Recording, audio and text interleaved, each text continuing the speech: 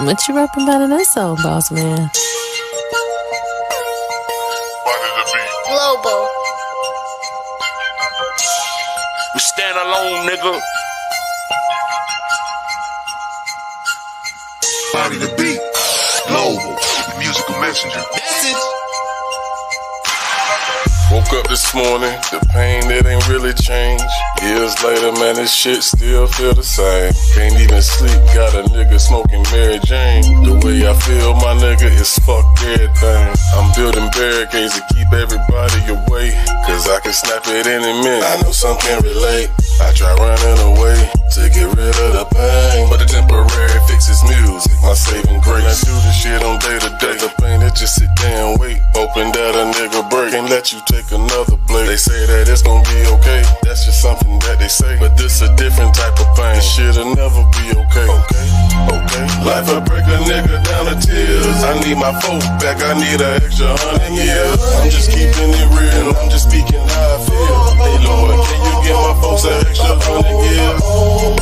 Life will break a nigga down to tears. I need my folk back, I need an extra 100 years. I'm just keeping it real, I'm just speaking how I feel. Hey Lord, can you give my folks an extra 100 years? This type of pain will make you bitter, make you wonder who the dealer. See, the truth is I'm the nigga to look at life like it's a mirror, and at this point I see it clear. Just know that death I never fear, but it's a difference when your folks leave that bring many tears. See, I was trained in the field to know that pain is for real, but in my brain it ain't clear. Why the fuck these lame niggas here, and why the real disappear? No disrespect, it's just a question why these niggas living reckless. I need to know, Lord, cause I'm desperate. See, I'm thankful for my blessing, I'm glad I'm living, you can bet. Cause if it wasn't for my dad, then I won't know where I be headed. I treat my music like a letter, I'm about to mail it off the heaven. Just let my mom and brother know I won't forget until the day that we together. Life will break a nigga down to tears. I need my folk back, I need an extra 100 years. I'm just keeping it real, I'm just speaking how I feel. Hey Lord, can you give my folks an extra 100 years? Okay. Life will break a nigga down to tears. I need my folk back, I need an extra 100 years. I'm just keeping it real, I'm just speaking how I feel. Hey Lord, can you give my folks an extra 100 years? Okay. Just know that life ain't the same without you. Rest in peace, my dukes. Rest in peace, Beans. Damn, I miss y'all, man.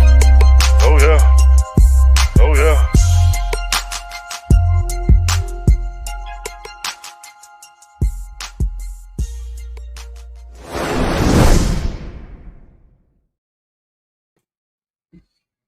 Yep. What's happening, man? Back in it. What's Yay. What's good, man? Hey, yeah, welcome to Big Business Podcast, man. I'm your boy, Boss Man, Busy. And he That's is YJ. Yeah.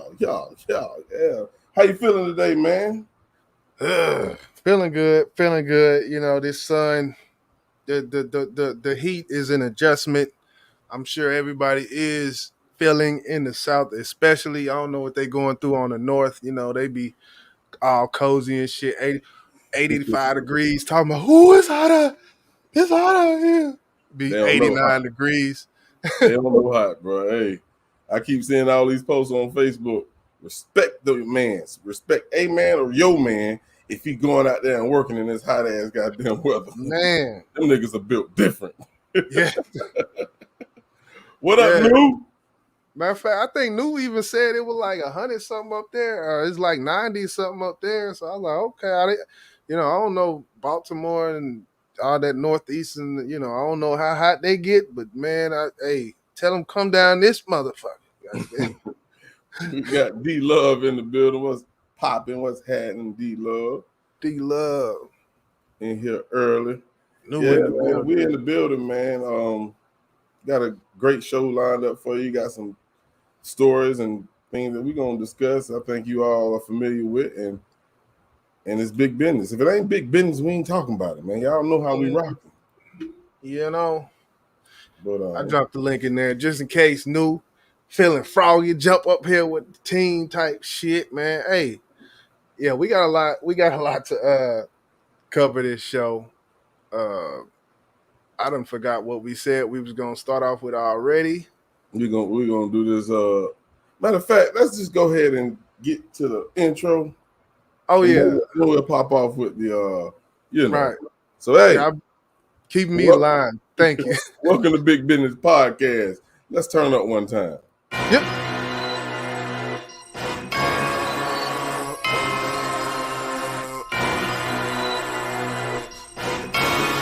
Time, let me pop my shit, man. Big talk. They done got me pissed off. This $40 bottle ain't no crystal. I ain't turned up in a minute, back to business, about to lift off. Bitch, I'm talking big talk. They done got me pissed off. This $40 bottle ain't no crystal. I ain't turned up in a minute, back to business, about to lift off. Bitch, I'm talking big talk. Boom. Back at it again. 26 in this thing. Episode 26 in this thing, I say. July 19th. What's going to happen, man, on July 19th, man? Let's just get that out the way. Man, listen, it's been a minute. And y'all know when we came over here from the, what you call it, the previous group? TPG. Yeah. And it's been a long time coming. July 19th. Motherfucking Band of Brothers. What?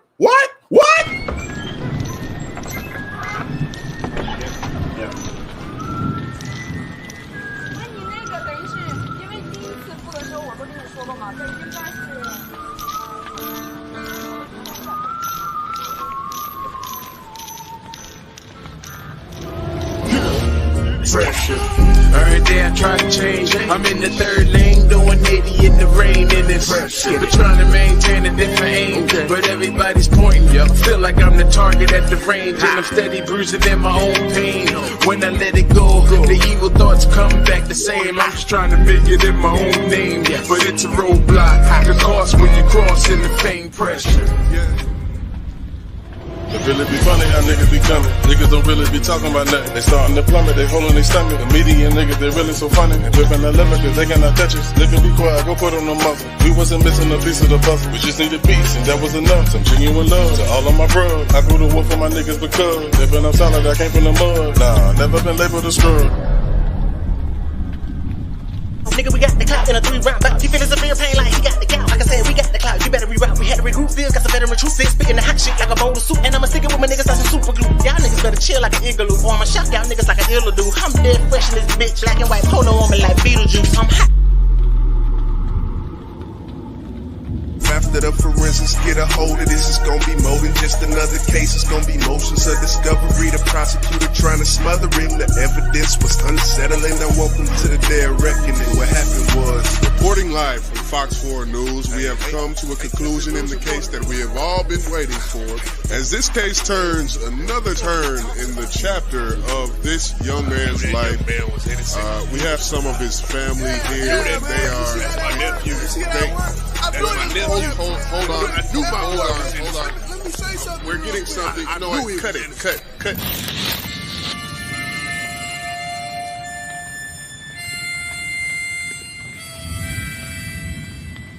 Oh, it's a movie. It's a movie.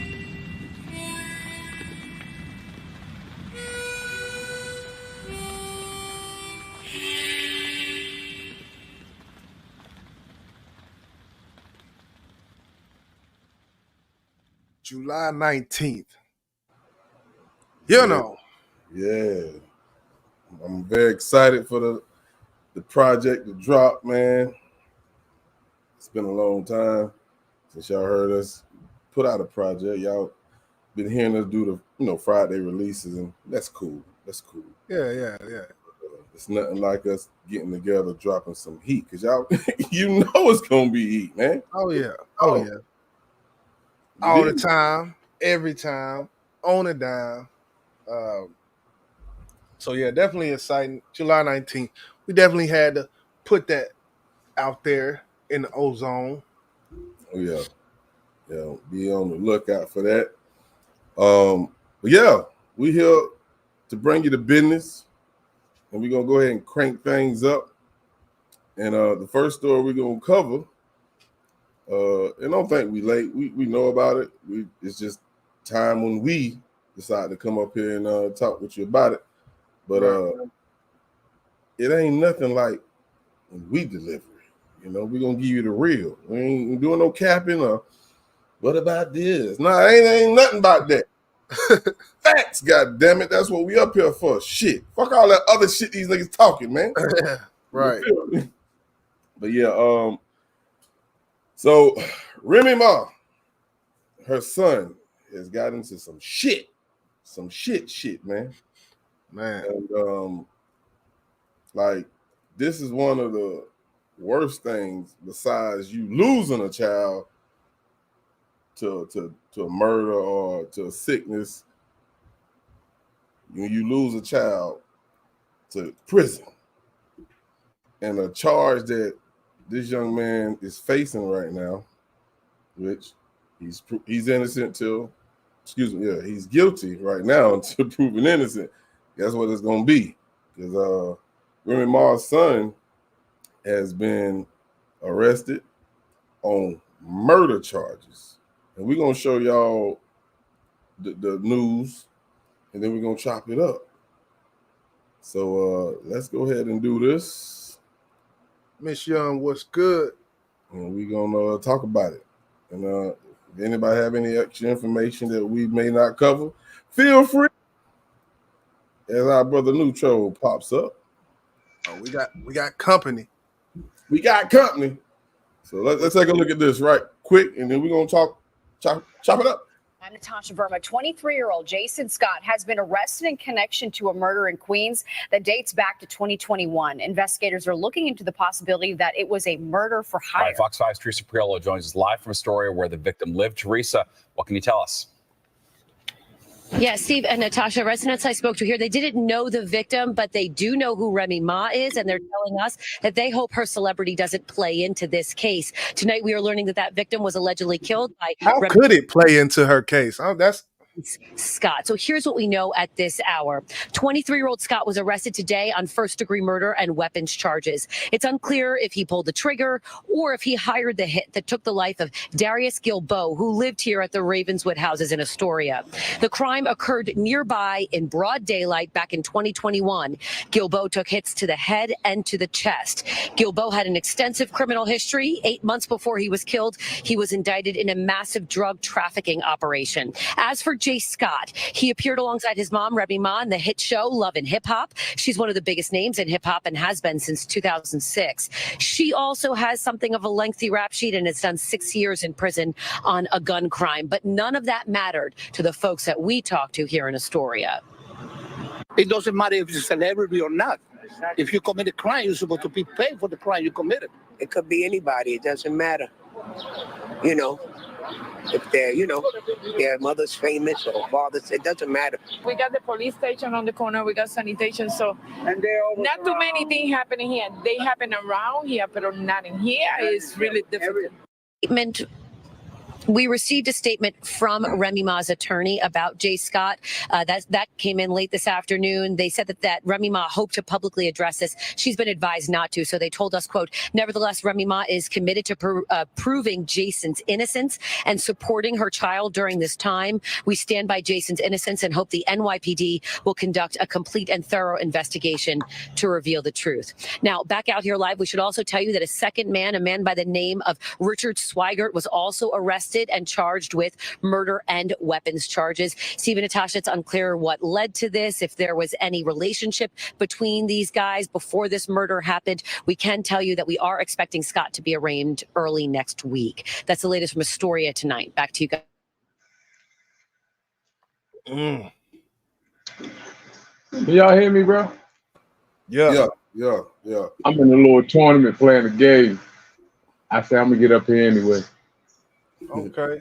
So, hey, Jizzle, so I remember I was like, it was something else that people was talking about, favoritism. You remember the Bun B situation?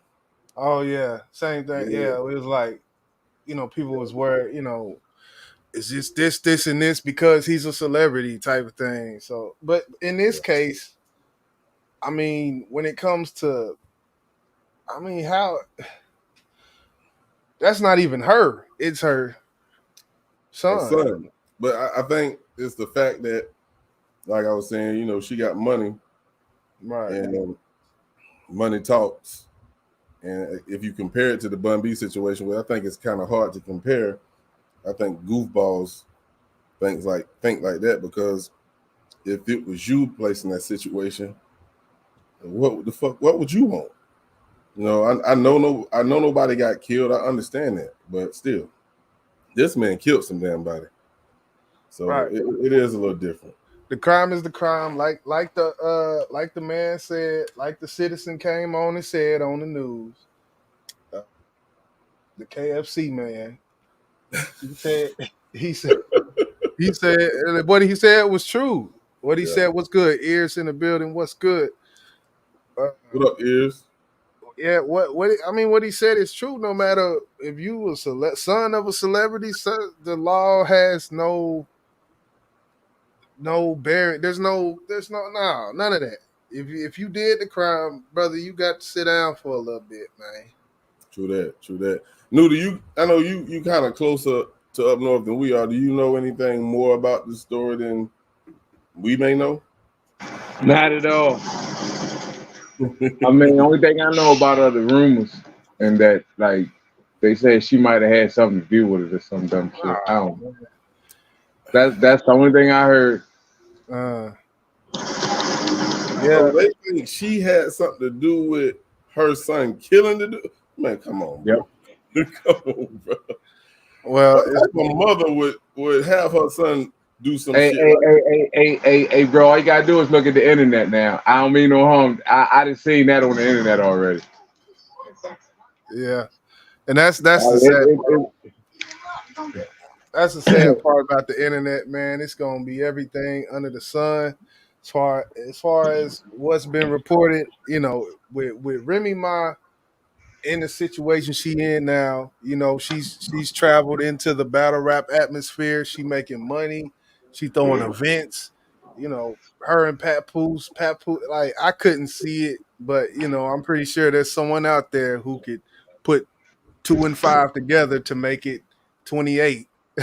But you have to actually find some type of connection between her and the victim, and I don't know why her son was involved in anything like that. Like, why even be out there in the streets like that in the first place when you have parents, a mom, and I guess a stepdad who's well off?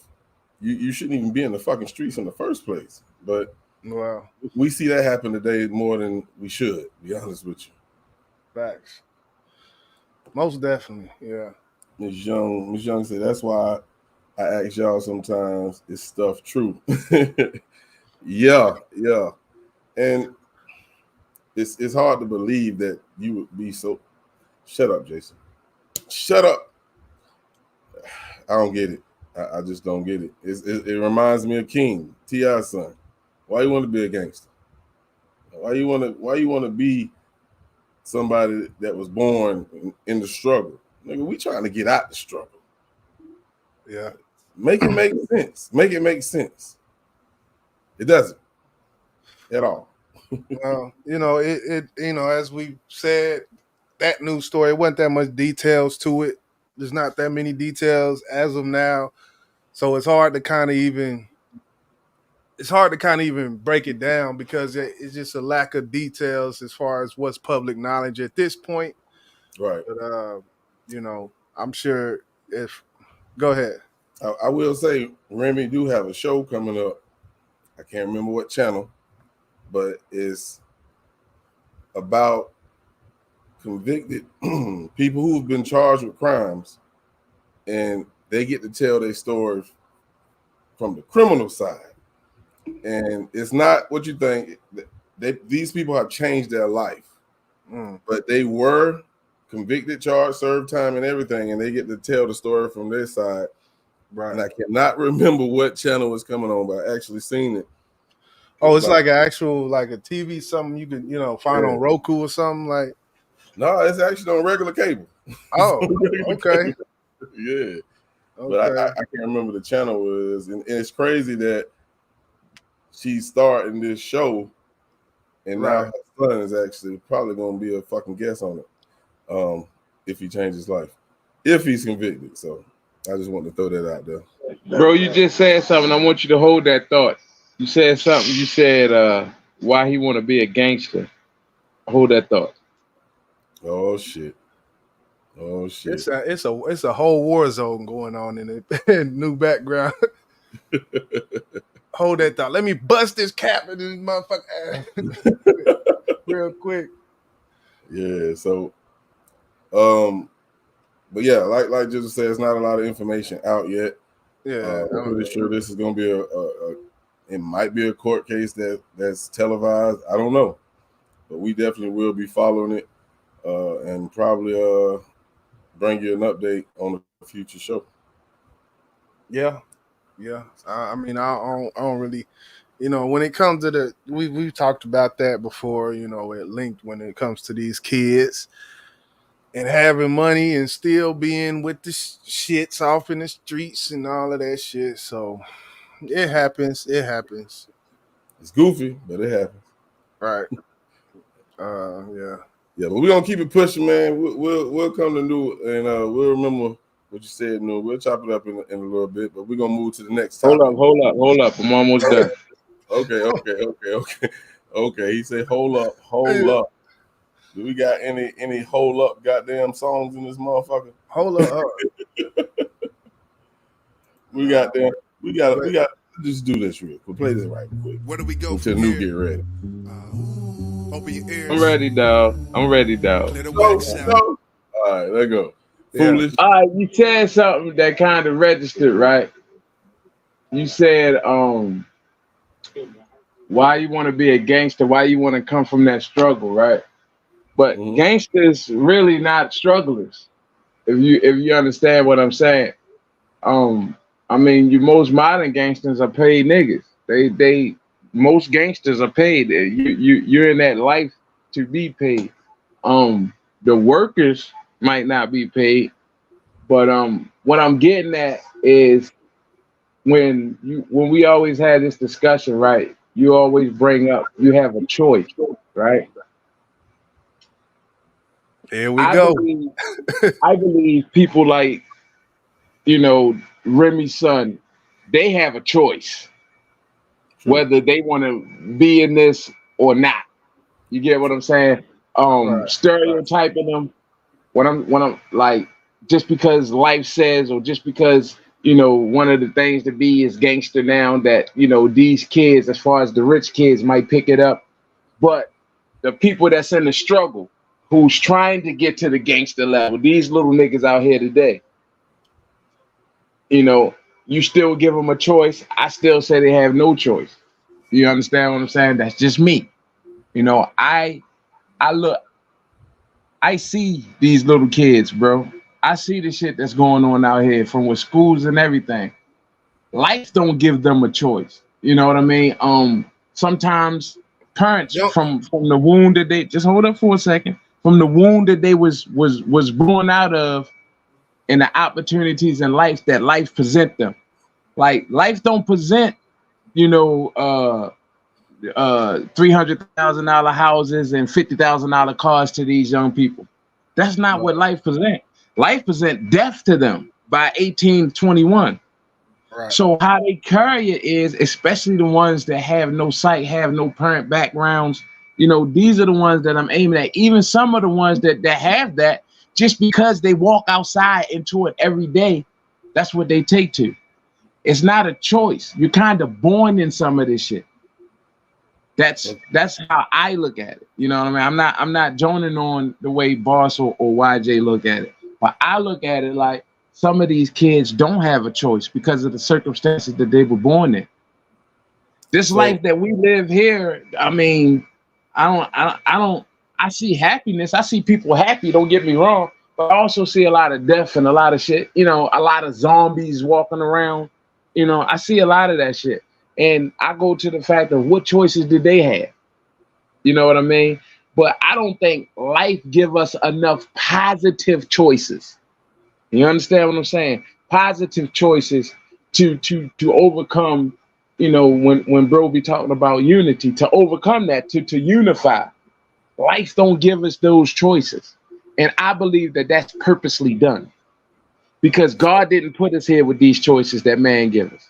You know what I mean? And when I say that, God didn't put us here for us to pay for water and food. So he put it all here for us to enjoy. You know what I mean? And y'all figure out how to make a house. Y'all figure out how to move around. I give y'all some horses. Y'all, you know, he put certain things for us here that I think man has overthrown and used it against other men. All right, I just want to respond to that real quick.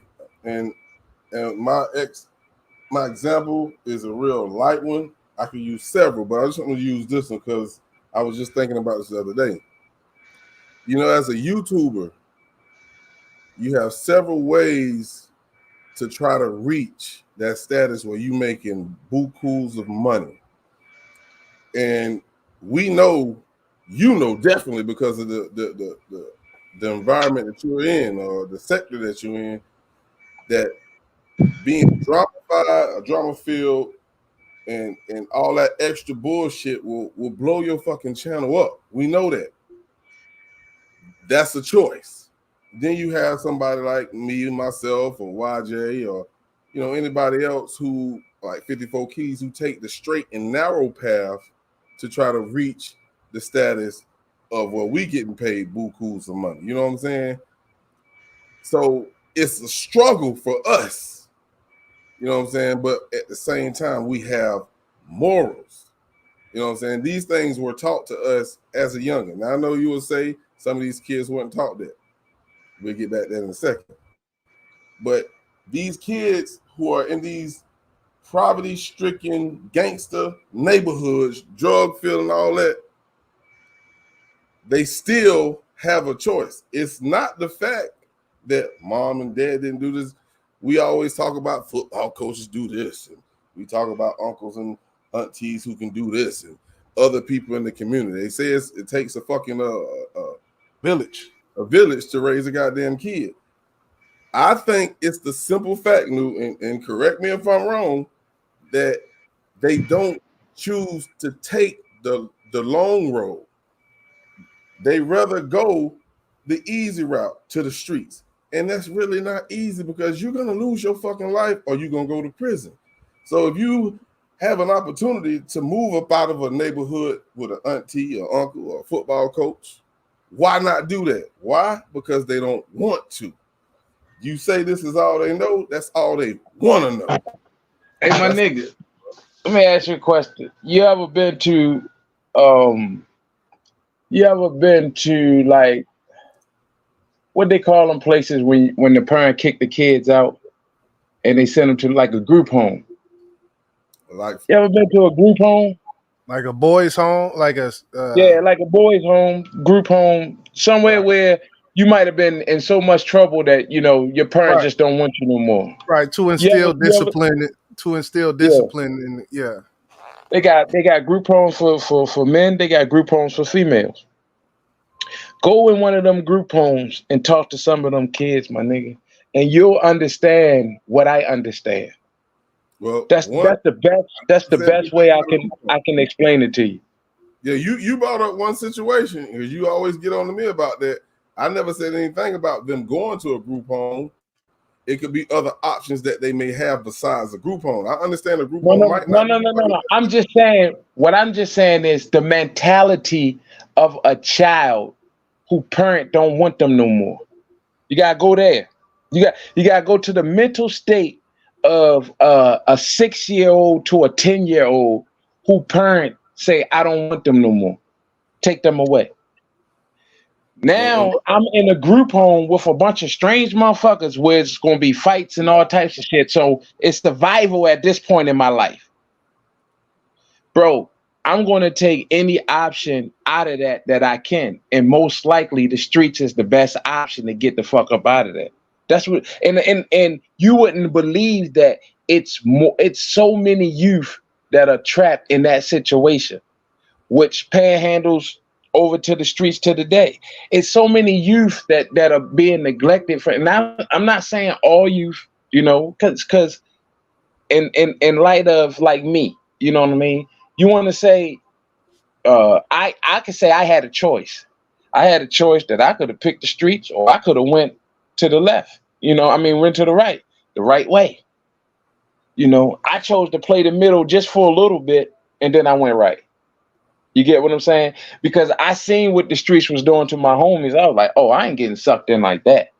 You know, so I had that choice. Some of my homies, they didn't have that choice to me. And they didn't have that choice simply because of the circumstances that they was raised in. I was raised in different circumstances. Yeah, my father wasn't around, but my grandfather was right there. You get what I'm saying? And he was here.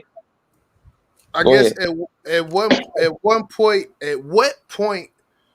Because I get what you kicking. It ain't like I'm, you know, I don't understand what you're saying. I think my thing for me is,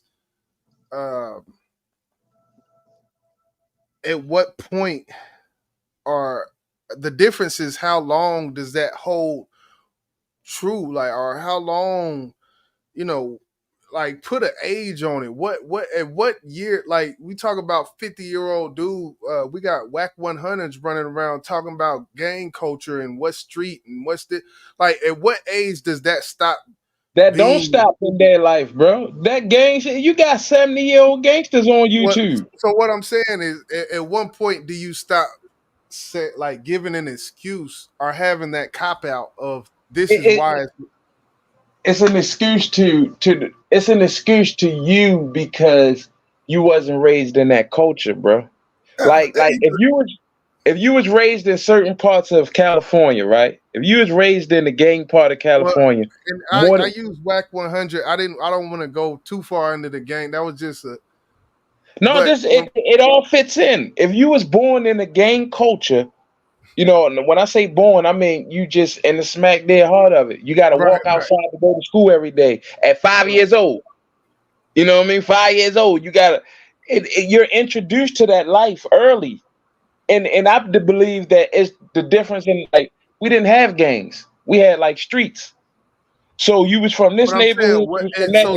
So you're saying there's never a point where someone sees what's right and sees what's wrong and makes the decision themselves? No, because when survival, it's no right and wrong in survival. Okay, so then that's when I got to throw my hands up. I got to throw my hands up. I got you. It's. I get where you're going, new man, but at some point, you have to, like you said, it's about survival, and the lifestyle that you're living, the rate or the percentage of survival lessens. So you have to think. We were just talking about Foolio and YOUNGEEN Ace, so we're gonna get on that later. But if you know that you're in this situation or this predicament that you put yourself in, and you want to live, wouldn't you try to get the fuck up out of it? Like by moving? I mean, some at certain, like if you 15 to 16, right? How do you get up out of that? But we were just talking about. You said there are people that's 70 years old that's still gangsters. That they goofy to me. Yeah, but I'm not saying. Hold up, I didn't say they were gang banging. I said they still gangsters, bro. And most of them, most of them niggas that I see, even your whack 100, they well off in their older years. They well off. You get what I'm saying? Most of them, including whack, sometimes most of them are trying to teach the gangs that y'all don't have to do what we did, the way that we did it. And you I mean, you gotta give whack that for his message. Most of the time, he ain't on no, I'm straight Pyru, He ain't like that. You get what I'm saying? It's just that when you cross that temperament in him, for the most part, he's trying to teach these young people about the gang. Like, you ain't got to do. He's trying to take it back to where the gang first started, it seemed like to me. You get what I'm saying? And what it was really started for. But that's the hitters there. I don't want to drown y'all out with this. Let's go to the next. You good, man. You good. No, we love this type of conversation because some people might need to hear this type of shit, and I hate for a person to feel like they're stuck, because I don't feel like that's the case. I feel like if you No, want I don't never want nobody to feel like they stuck either. I think you're not stuck. I think you just not broaden your horizons to more. Put it like this, bro. When I was coming up, right, it was Mondom, and y'all probably heard of Mondom and Mall. You heard of Mondom and Mall. Bro, I took my homeboy to Towson one day to a mall in Towson, big ass mall. And it was just like heaven to this nigga. You know what I mean? Like, damn, dog. Like, he was like, we made it out the hood, nigga. Like it was just one of them type things that he never seen a mall that big because he was so used to Mondom and the Plaza, and that's just a walk through. I think with me, I'm never gonna X out the human aspect of knowing what's right and wrong. Like that, because that's basically what you said is that doesn't matter at this point because ... And for me, the way my brain works, right is right, wrong is wrong. Right. And at a certain age and at a certain maturity level as a man, I don't care what background, I don't care. The maturity of a man, you will figure this out through life. And if you haven't, then I would say something there's a disconnect. So, hey, I agree with you, I just gotta feel like I mean, but I do want. Go ahead. No, I'm just saying I agree with you because once you hit an age where you can make decisions like this ain't working. I know I shouldn't be doing this. Like even like you said, whatever your background is, like I could change this and do it a different way. So I was just agreeing with you, bro. Most gangsters or OGs that's in y'all hoods right now that y'all know of, y'all can't tell me that them niggas not shining light on the hood. Them niggas is using their money to do something for the hood. Them niggas, those are the advocates for outside right now, the OGs, which used to be the gangsters when we was younger. You get what I'm saying? Those are the niggas who are advocating. Well, we got like Safe Streets, shit like that. All them niggas in Safe Streets are old drug dealer type niggas that been locked up 10,000 times. Those are the niggas who are trying to change what they fucked up. You get what I'm saying? Those are the crack average. Those, and they feel like we fucked this shit up so much that we need to fix at least what we can. That's good. And I don't discredit. Like I say, being raised in Baltimore is like an experience. It is a project. You know what I mean? And me going on 50 now, understanding life a little bit more than I did, when I was a teenager, I understand what I'm looking at now, and one thing I do understand is that this system isn't for us. And if you can get fucked up in the system, or you could overcome the system and be a better man, but you can get fucked up in the system and be systematic for the rest of your life. And my goal and to get my kids out of the system. When I say out of the system, I mean away from the poverty shit. Like y'all go live in the suburbs somewhere where y'all can see how nice people live. There's no trash and shit like that. So that's just it. Man, look, people who litter, hey, I'm an anti-litter person. I am too, bro. I don't believe in littering. Like I don't know where, like black people. It ain't just black people though, because I live in I live in a Latino neighborhood, and them motherfuckers litter too. And I be like, man, this is our space. This ain't just your space. Quit throwing this shit on the trash. I don't want to back my vehicle up and crash a damn Corona bottle because someone done put it there because they know it's gonna bust. Like shit like that, man. That shit I deal with, man. Them Mexicans here, they put whole plates down, like yeah, the whole plate, rice, the whole plate is down. Like, yo, come on, B. People who litter, man, it's a place in hell for y'all. Stop littering, people. God Stop. damn. Yeah, I don't, man. He right, bro. He right. It's a whole island of plastic bottles somewhere. Yes, off the coast of California, them motherfuckers is coming right back to the shore. You get what I'm saying, bro? It's hurting the environment, my nigga. Anyway, I'm with you though. It's a place in hell for y'all. God damn. Stop I'm throwing with shit I'm off. with Jig on that one. That's what I'm with. I hate litterers, bro. I be wanting to pull over and pick shit up and throw it back in niggas' cars, bro. Throw it back in the car. Yeah, bro. You get see, and you can go down somewhere else and do that. You can't do that in Baltimore. You will get shot. Hell no. But yeah, we gonna move on. Salute to the people in the building. Definitely hit that like button for the content, man. Yeah, so we gonna move on to the we gonna do the pastors. Is that what we on? Okay. So we gonna do this, man. So I stay in Dallas, of course. You know, Texas is super church, mega church village of mega churches within 2 hours of me. There's an abundance of mega churches in Texas. You got in Houston, you got Joel Osteen, you got TD Jakes, you got the one we gonna talk about today. But I've been known to speak about mega churches and pastors, and you know what I feel about them. But in the past 2 weeks, we've had 2 pastors step down, senior pastors who are, you know, the Sunday morning pastor of the church. The senior pastors have stepped down. We're going to talk about the first one of Oak Cliff Bible Church in Oak Cliff, Texas, which is it's like South Dallas, basically. Probably about 30 minutes from me, 20, 30. I don't know. But definitely South Dallas. It's a church with 10,000 members. And of course, everything now, when you talk about members, you can be a member in Tennessee. So, but nonetheless, members sending money, you know, so supporters. So first one we're going to talk about, let me get this story up. Let me share this out. Now, these people got a special place in hell. Facts. Facts.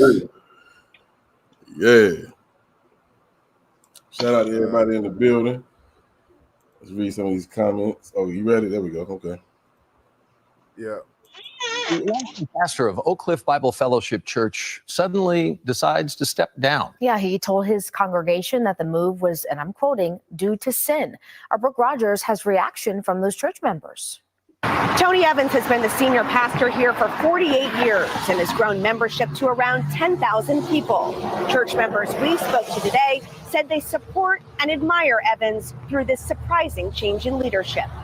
James Harris Jr. has worshiped at Oak Cliff Bible Fellowship Church for 32 years and has watched it flourish under senior pastor Tony Evans. Yes, he's a staple in the community. I think he is one of the most known pastors in the nation. A former chaplain for both the Dallas Cowboys and the Mavericks, Evans is also a well-known author, speaker, and widely syndicated radio. And his son, just a fun fact, his son is the chaplain for the Dallas Cowboys currently, like right now. Radio host.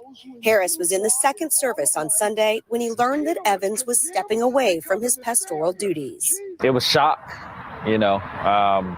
Everyone really couldn't believe what was being said. Evans told the congregation that he had committed a sin a number of years ago and that he is required to apply the same biblical standard of repentance and restoration to himself that he has applied to others. He said, quote, "While I have committed no crime, I did not use righteous judgment in my actions. In light of this, I am stepping away from my pastoral duties and am submitting to a healing and restoration process established by the elders. This will afford me a needed time of spiritual recovery and healing." Harris says his actions are a reminder that pastors are human too. But people who have come to maturity, grown in the faith, as well as an opportunity to give back to Evans what he's taught them. I mean, him and his family, they truly believe what they preach, and they act on it. And so this is just another showing of faith in God and forgiveness and healing and grace. Brooke Rogers, CBS News. And with this case here, with this case, Tony Evans, what I'm seeing is there's not actually, you know, he said he didn't commit a crime, but he has sinned.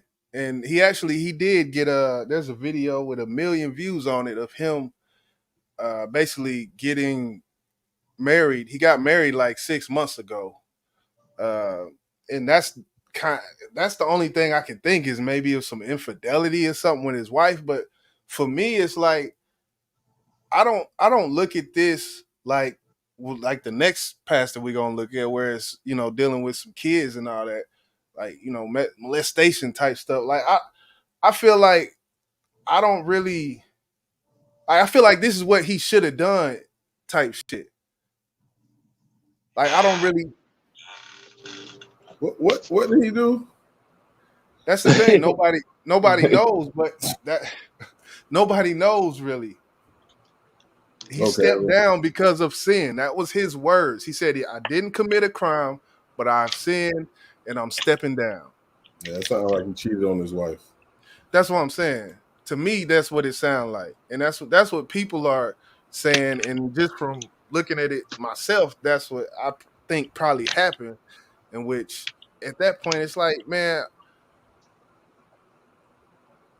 you did the right thing, because repentance and all of that goes along with what you preach. So, yeah, I was ready to bash him because I thought he was one of the stories that we had talked about, and I think we're going to get into that shortly. But if he sinned by, let's say he's on his wife, then you are human. So I wouldn't really roast him or make him look like he's just the worst pastor in the world, because there's a lot of pastors who probably cheated on their wife that never came out about it. So I respect him stepping down, because you're right, that's what he should have done. Right. I'm gonna move on to the next. So the next one that's a little bit more. New, you got anything on that, or what you think? Yeah, I mean, he human. Yeah, that's kind of how I took it when I started to really look into it. It's a lot of salacious titles out there and things about Tony Evans. And whenever I did my digging, I was like, I just, he's human. Like, just like you said, New. The next pastor is a pastor of Gateway Church, which has 100,000 members. Robert Morris. I'm gonna play this and this here is definitely not that. It's definitely not that. That's all I'm gonna say. Shit. What do we do when the unthinkable happens? Amen. Amen. You may be seated. That was the name of the sermon at Gateway Church in Southlake this weekend. I've never come to this church ever with a heavy heart before, but I do today. It's also what the church is struggling to confront. What has happened is extremely disturbing. And I'm experiencing a wide range of emotions like you. Trey Wilbanks, a longtime church elder, told the estimated 100,000 worshipers he didn't know about accusations founding pastor Robert Morris sexually abused a 12-year-old girl in the 1980s. The pastor admitted, quote, inappropriate behavior and resigned after Cindy Clemenshire's allegations resurfaced last week. And I want to say to you, Cindy, I'm so sorry. But a tearful apology won't stop the fallout at one of the biggest churches in Texas. Honestly, the community's grieving. John Huffman, former mayor of Southlake, says thousands in his community are devastated and in need of transparency. Leadership needs to be clear about who knew what and when. Anyone who covered it up should be punished, Republican State Rep Steve Toth says. I want to raise the penalty so that our DAs understand that this is there and they've got to start enforcing it, and they've got to start prosecuting and indicting people that do this. He told Inside Texas Politics he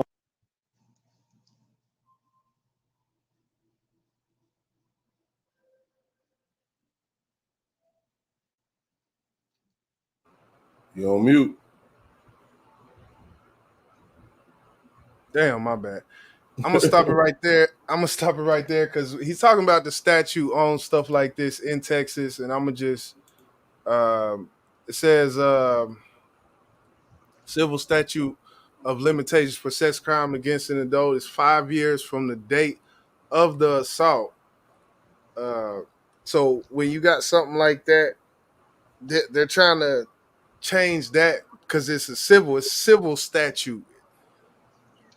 As far as the DA picking up stuff like this, district attorney picking up allegations like this, what is the reason, I would say, that it seems like whenever it comes to pastors or these situations like this, because we've seen this before, but why do you think the DA tend to, I don't know if I can say ignore allegations like this, but it seems like it doesn't really ever come out to nothing when it comes from a legal standpoint? No, I'm gonna let you answer that, bro. I think pastors are protected, bro. But why? Because y'all really want me to get into it? Go ahead, Nu. Go ahead, Nu. That's the Nu. Joshua Hey, Hunt. yo, listen, bro. Good. Salute, I Josh. mean, they say, listen, I put it to you like this. Like, you wonder why it's a church on every corner and a liquor store on every corner, right? So people take the negative out of the liquor store because it's saying it's getting people fucked up. They get addicted to alcohol. There's certain people that's addicted to church too. And let's just say, what if the deception of the world is to have us believe in this religion when it's not our religion to believe in? So therefore, we protect the ones who, especially the ones who got 10,000 fucking members. Oh, we protect them. 100,000. One thing that you got to understand, that the church is a part of the system. You know, churches don't do nothing but keep us broke too, bro. Anytime you got a banking machine in the church, you got to understand that it's about business, bro. That's nasty work. Yeah, that church ain't for You me. got to understand that it's about business, bro. You know what I'm saying? Like, and yeah, you got a whole bunch of little pastors trying to start their little churches or whatever, and they might not make it off the ground because maybe they're worried, maybe they're not getting the crowd. But then you got some, you know what I mean? And they get them people in there. Those are the ones who get protected. Those also are the ones who the devil talked to the closest to. Like, I hate to say it, not all of them. Not all of them. I believe when you start making it to TV, and not just TV, I'm talking about when you start, like, you know, you got to have a flight, you got to have this, you got to have, you know, you start demanding shit from your congregation. Those are the pastors you know that they sold their soul. You know, they done sold their soul to the point where they want their people, you know, I want my people to put me on a plane. Bro, who asked for that? What are you getting on a plane for when you preaching every Sunday here? What you need a plane for? You know what I mean? What you need a bus for? Like, that shit. I'm telling you, bro. Like, that's all sinister to me. That's all sinister. And you know, I'm a spiritual guy. It's a spiritual realm. You know, is there room for religion? I'm not getting into that. You know, we can go live about that on my page and talk about religion. What you got, boss? Go ahead. So my question to you, Nu, is, so all of the pastors who are, I guess, a part of mega churches and who have made it to that stature where they're making millions yearly, you feel like they are a part of keeping, I guess we could say, I don't want to say just black people, the masses, because it's also white churches too. So just say the masses. Okay, the masses. So if you have people, like I answered, my grandma knew the word, you know what I'm saying? You would think that for if you have those type of people following this pastor and he's preaching something that is not true, because I know you say they trying to keep us down. The word that they're preaching is, I don't think you understanding what I'm saying, bro. They're not preaching nothing that's not true. They don't know the truth. They're preaching what they're taught to preach. And I want to get back at that. My bad. Most of them do know the truth. Those are the ones who really done sold their soul because they know that they're deceiving their people. So, but when it comes to we talk when it comes to the allegations, and we see it from the Catholic Church on down, Church of God in Christ. You can go to any type of religious sector that you will find stories like this. When it comes to this, and actually we're gonna play in a second the woman who is accusing what's his name? I don't forgot. I keep forgetting his name. Pastor, I got you. You gonna go to the 12-year-old? I got you. Yeah, we gonna. Well, she's not 12 no more. Yeah, I know. I got you. But that's who. Yeah. So in these cases, matter of fact, let me just go ahead. I'm gonna let this one run out, and then I'm gonna play the next video after that. He wants to extend the statute of limitations for child sex abusers. Unfortunately, he can't go to jail, but his board members should be sued. He should be sued for frauds, that they are frauds. Those church elders have now hired lawyers for an internal investigation. In Dallas, I'm Cole Sullivan. I'm gonna read a couple of these comments. D-Love say they are picked out for the position, and that's I can agree and disagree to that.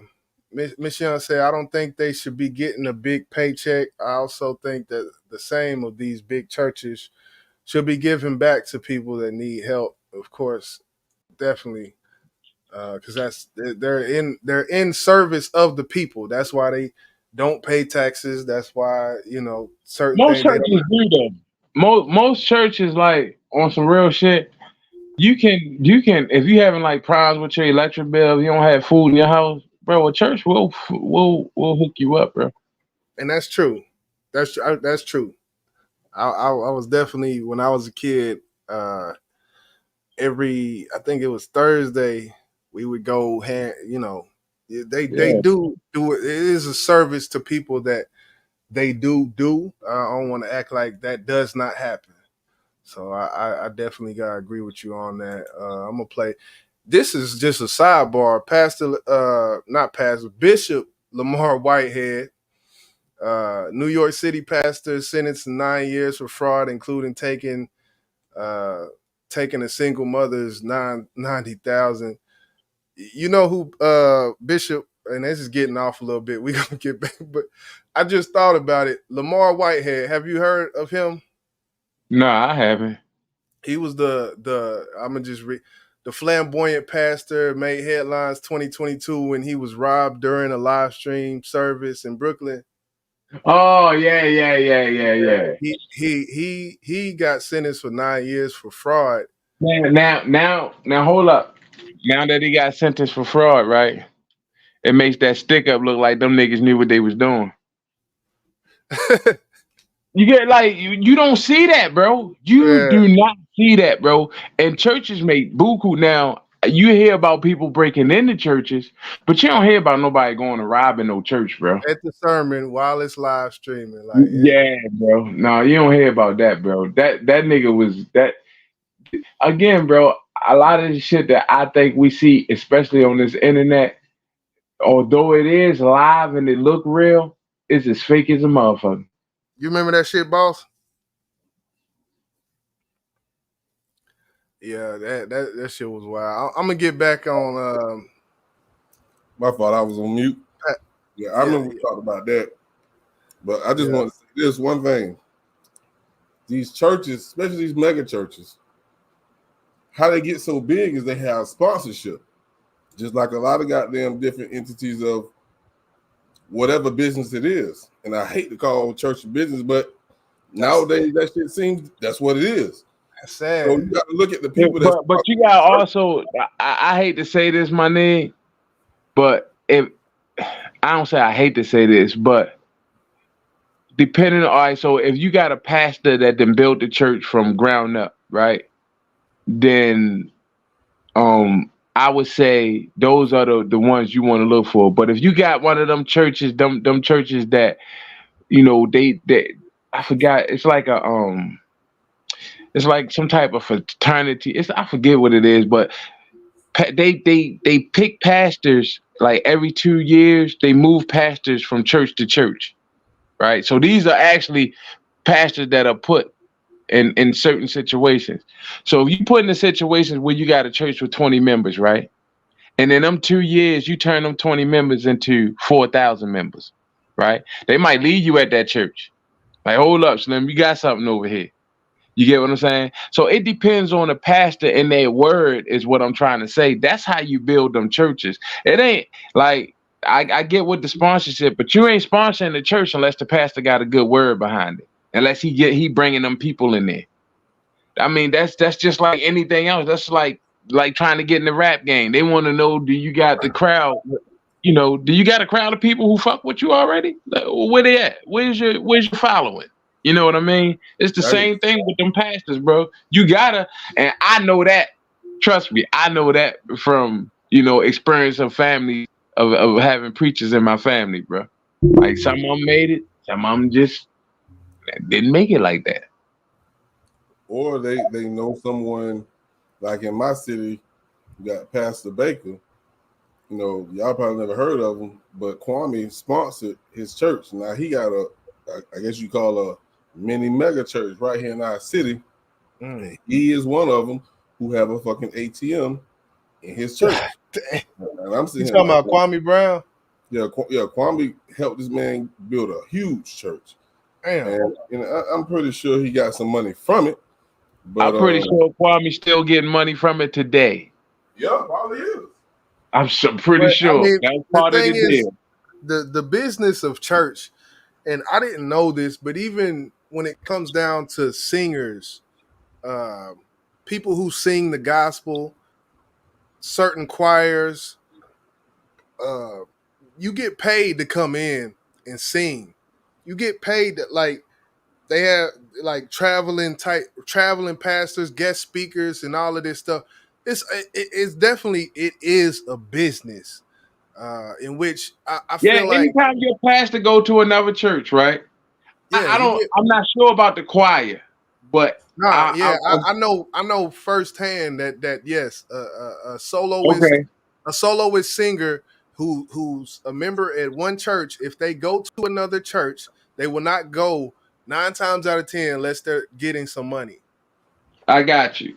But I know the pastor definitely go get paid. You know what I'm saying? Like, because and they'll you got even say a take plate up. to go around for the pastor. Right. Definitely. They tell you, they'll take up offerings for this pastor. Exactly. And that'll be separate. That'll be separate from the house. That'll be separate from the that's house. separate from the tithes. You're absolutely right. It's separate from the tithes. Bro, you go in church, more than likely your first pan that you come around, you only want to put $1 in that. Or some change if you got it. You know what I mean? And then when the big basket come around, or you go up to the front to drop your tithes or whatever, however they do it, then that's when you put your money in or whatever. And then after the preacher preach, I'm gonna tell you how they get you. They make his offering after he preached. So if he do a dynamic job in preaching, bro, that plate come around had 20s and 50s in it. Yo, you be like, God damn. Bro, I used to see this shit all the time, bro. You got anything, boss, before I crank this next one up? We good. All right. Yeah, so this one gets a little bit more detailed when it comes to Pastor Robert Morris of Gateway Church in South Lake, Texas.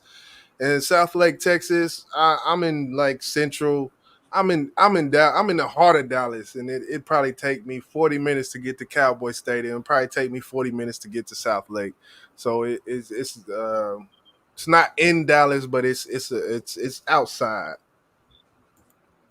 It is one of the largest churches in the country.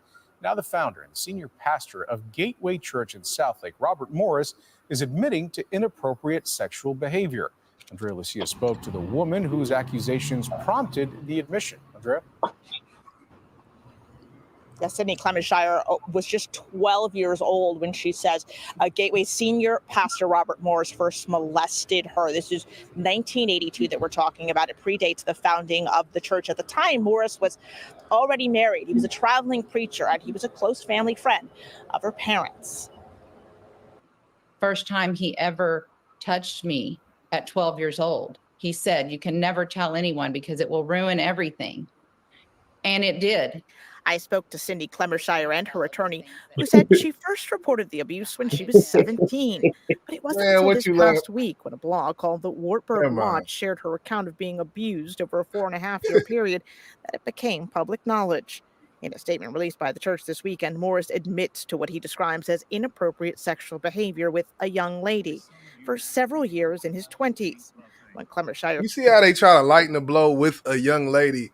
He didn't say inappropriate sexual behavior with the underage teen.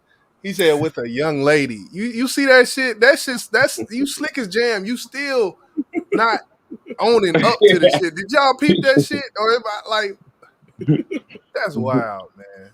Hey yo, I was laughing because he said that this would mess everything up, and it did. Yo, my bad. Their father put me on guard, bro. She says he reached out to the church and demanded Morris step down from the pulpit. And for 2 years, Morris says he did, receiving counseling and ministry before returning in 1989 with the full blessing of the elders. So he did step down for 2 years to receive counseling, and he came back after this initially happened with the full blessing of the elders. Shitting me. Now hold on. Go ahead. So how old was the girl? 12? 12 from the age of 12 to the age of 16. Okay. Dang. So he's considered a pedophile, right? Am I wrong? He was mid-20s, if I remember correctly. He was in his 20s. 20, 12, whatever. I thought it was a sickness. You said what? I thought it was a sickness. Oh, they forgave him and allowed him back. Like he won't do the shit again. Who knows? Did he have any more allegations? Nah, this is all the information as of now. There's no other. If he ain't had no more allegations, that's what I'm saying, bro. Like you saying, if you do it once, it's for life. That's like saying, bro, if I take fucking this cocaine line for once, I'm gonna be hooked on it for life, and that's not true, bro. Like you just these allegations just came out about him for the first time, right, YJ? Well, they came out a couple years ago, but it didn't get that much attention. They're gonna talk about that a little later. So he may have gotten the forgiveness of the people of his congregation. It doesn't mean just because there's not any more allegations doesn't mean that shit is not still in him, no? That's true. He might be slicking the oil, like you said, just listen to what I'm saying. Hold up, listen to what I'm saying. If it ain't no more charges on him, right? Then evidently allegations. Then well, no, it should be. Yeah, this is facts because he's stepping down, right? Right. Well, you can say so he did something. But I'll be real about the wordage type shit. I got you. She's given allegations. The district attorney's not involved, and he stepped down because of the allegations. Now, just listen. He already went through this, and got off of it for 2 years, right? Right. Well, he stepped down for 2 years. She wasn't satisfied. Evidently, she wasn't satisfied. She felt like he got off. Hold on. What is that? What is when you say that? What is it? I'm hoping you're not. When I say she wasn't satisfied, meaning she wasn't satisfied with whatever judgment that it was. Like, wait a minute, this nigga, I was thinking you were saying something else. This nigga get to go back into the church? Like what? So it's either that, right? Or I think, or he might know some other shit fitting to come up. Yeah. So I better step down now. Right. For this other shit come out. On some Diddy shit. Yeah, you feel what I'm saying? Like I better step down because Shirley ain't dead yet. She might. I'm just saying, bro. That's the only other thing that even listen, hey boss, either the nigga 100% cure, or that nigga done touched 100 more chicks and they fitting to come out on his ass. I'm on the latter part of what you just said, bro. He ain't do that shit just one time, bro. When a man got power like that, dog, trust me, that only one person spoke up. There's many more that could, and I wouldn't be surprised if they don't. If they don't, I need you to come back to this live and apologize to that man because you all got disagreed shit going on in your head. Fuck no, it's just he probably done paid them off or some shit. No, hell no, I ain't gonna do that. And that leads to D Love comment where she say there's no counseling for this type. It's not. I think we might have touched on. I think I know how you feel. Is there some sort of can someone come back from that? No. Listen, how do you know?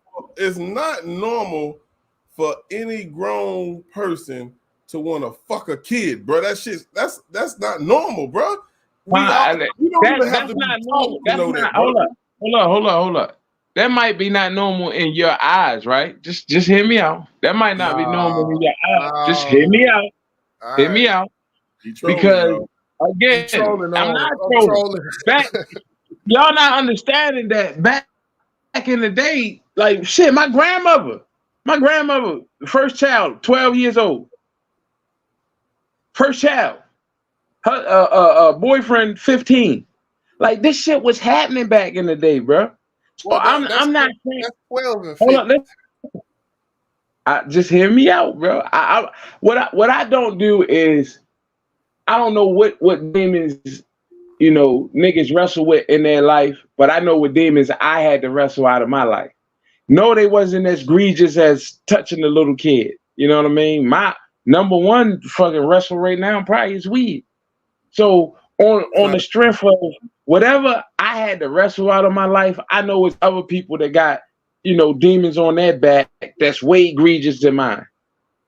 And if you can get that demon off of your back, whatever that demon is, then yeah, you can go on and live a normal life. Like I said, I think maybe it was on my page of your live. Wouldn't have anyone who mess with kids stop. All right, so what life of a person that you have followed to say that they touched a kid when they was 15 and now that they 50, they still doing it? Like what life of a person have you followed? Or you just saying that because that's what you think? Bro, it's like fucking a dog, bro. Like that's not normal. Like what the fuck make you want to fuck a dog? No, I don't want it to come off new. Your side. I don't want you to come off as being in defense of this stuff. It's not. I'm in defense of people, bro. You're not defending. Listen to what I'm saying. I don't think y'all understand that my gripe is human beings, bro. I love human beings. You get what I'm saying? So if something alters a human's thinking, my point is it can alter it back to the normal human being that it was. If you can just wrestle out whatever, fucked up your mind.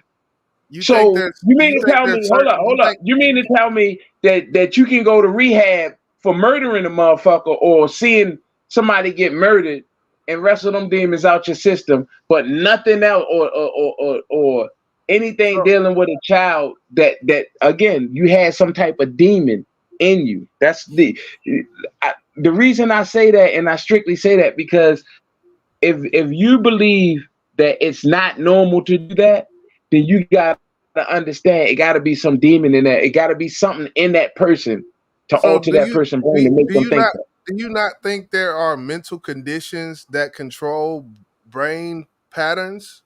Or hell yeah. Do you think that some people are born like this? Thank you. Hell yeah. Like they're so that's all I'm saying. That's all I'm saying. Yeah, if they're born, and I'm glad you brought it up, just because that's what I was going to hear that.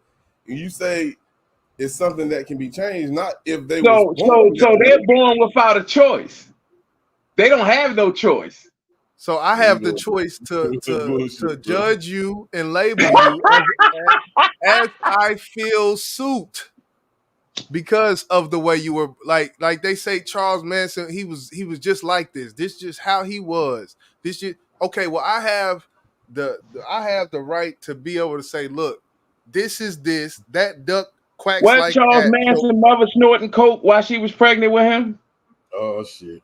Who else was doing dope? The whole anybody born it. Let me not say that. Nah, but you I know where you going, Jizzle. Go ahead. Say it was a whole generation. Okay, maybe his mother snorted more coke than usual. Hold up. I'm gonna look this up. I want to say she took some type of psychedelic drugs, bro. I want to say that shit. It's something documented that his mother did before he was born, my nigga. You know what? Let me get back. Let's get back. We're gonna finish this segment out. It ain't. I love that nigga new, man. Yeah, you gotta love me. You can't help, but you know, we're gonna play the rest of it. No, not the rest, but we're gonna play up about a minute and a half, couple minutes. But we're gonna play this. This is the victim of this is the alleged victim of Texas pastor Robert Morris, who resigned after sexual assault allegations. This is her speaking. Clemenshire says it's been devastating. Just constantly wondering why other leadership didn't do something about it, or how on earth could anyone let him be in leadership when they knew what he did to me. In a statement released by the church's elders, they say that Morris has been open and forthright about what they describe as a moral failing, and that since it occurred decades ago, he has, quote, walked in purity. Now, under current law, repeated sexual contact with a child under the age of 14, it is a crime. It's a felony that's punishable up to 99 years in prison. No criminal charges have been charged in this case, and it is likely that the statute of limitations on any that could be filed has run out. Reporting live in South. So yeah, that's basically it with that, man. That make more sense that nigga get stepped down because he did some other shit. It's gonna be some more shit on him. Watch. I guarantee you that. I'm gonna be right here. They can't charge him. They can't charge him with her crimes, right? But soon as the second one come out, now they gonna go fishing for more. Right. Yeah, we shall see. We definitely shall. Yeah. We're gonna keep it pushing. Oh, my fault. Nah, you good. I was about to do the same thing. We're gonna keep it pushing. I think we need to move on to something more in a good light. Something that can brighten up the spirits, because Pastor New in here, you know, you gotta love New.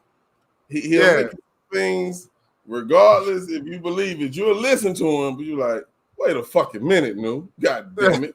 You know, I'm all about people, bro. That's all y'all need to know is I love everybody and I'm all about people, bro.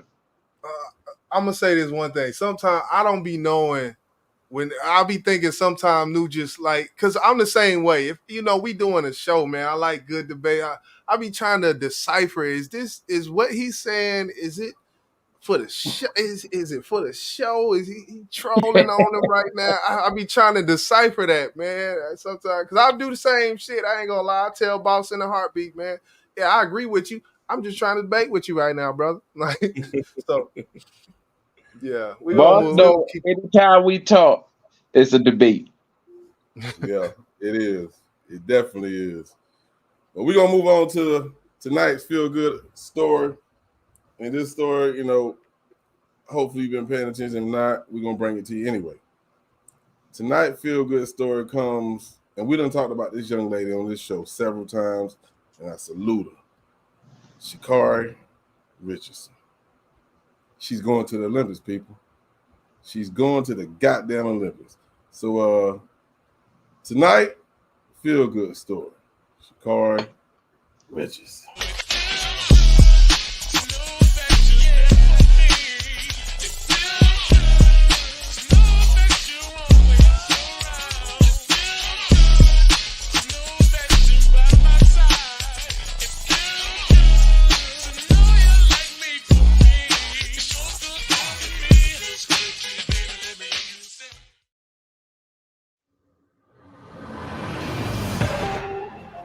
Ready for the speed, ready for the limelight, and ready to confirm a spot to go to Paris for the 2024 Summer Games.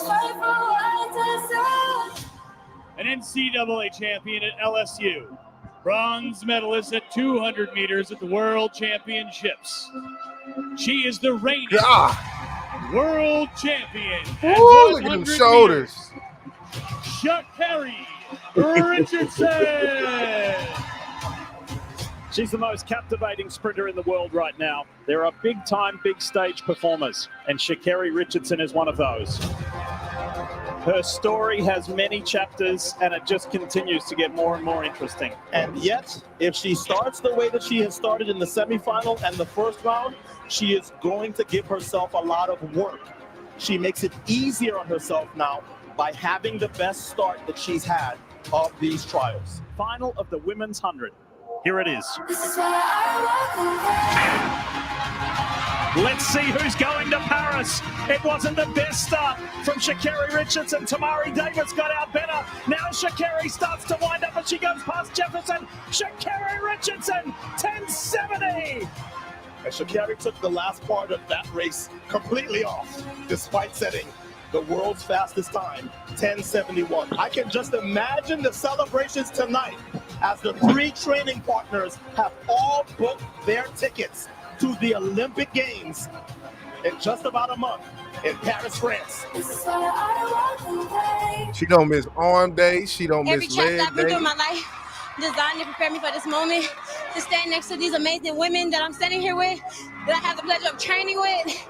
And it's a full circle moment, but I'm very appreciative, and I cannot wait to go to Paris and represent. Chest day.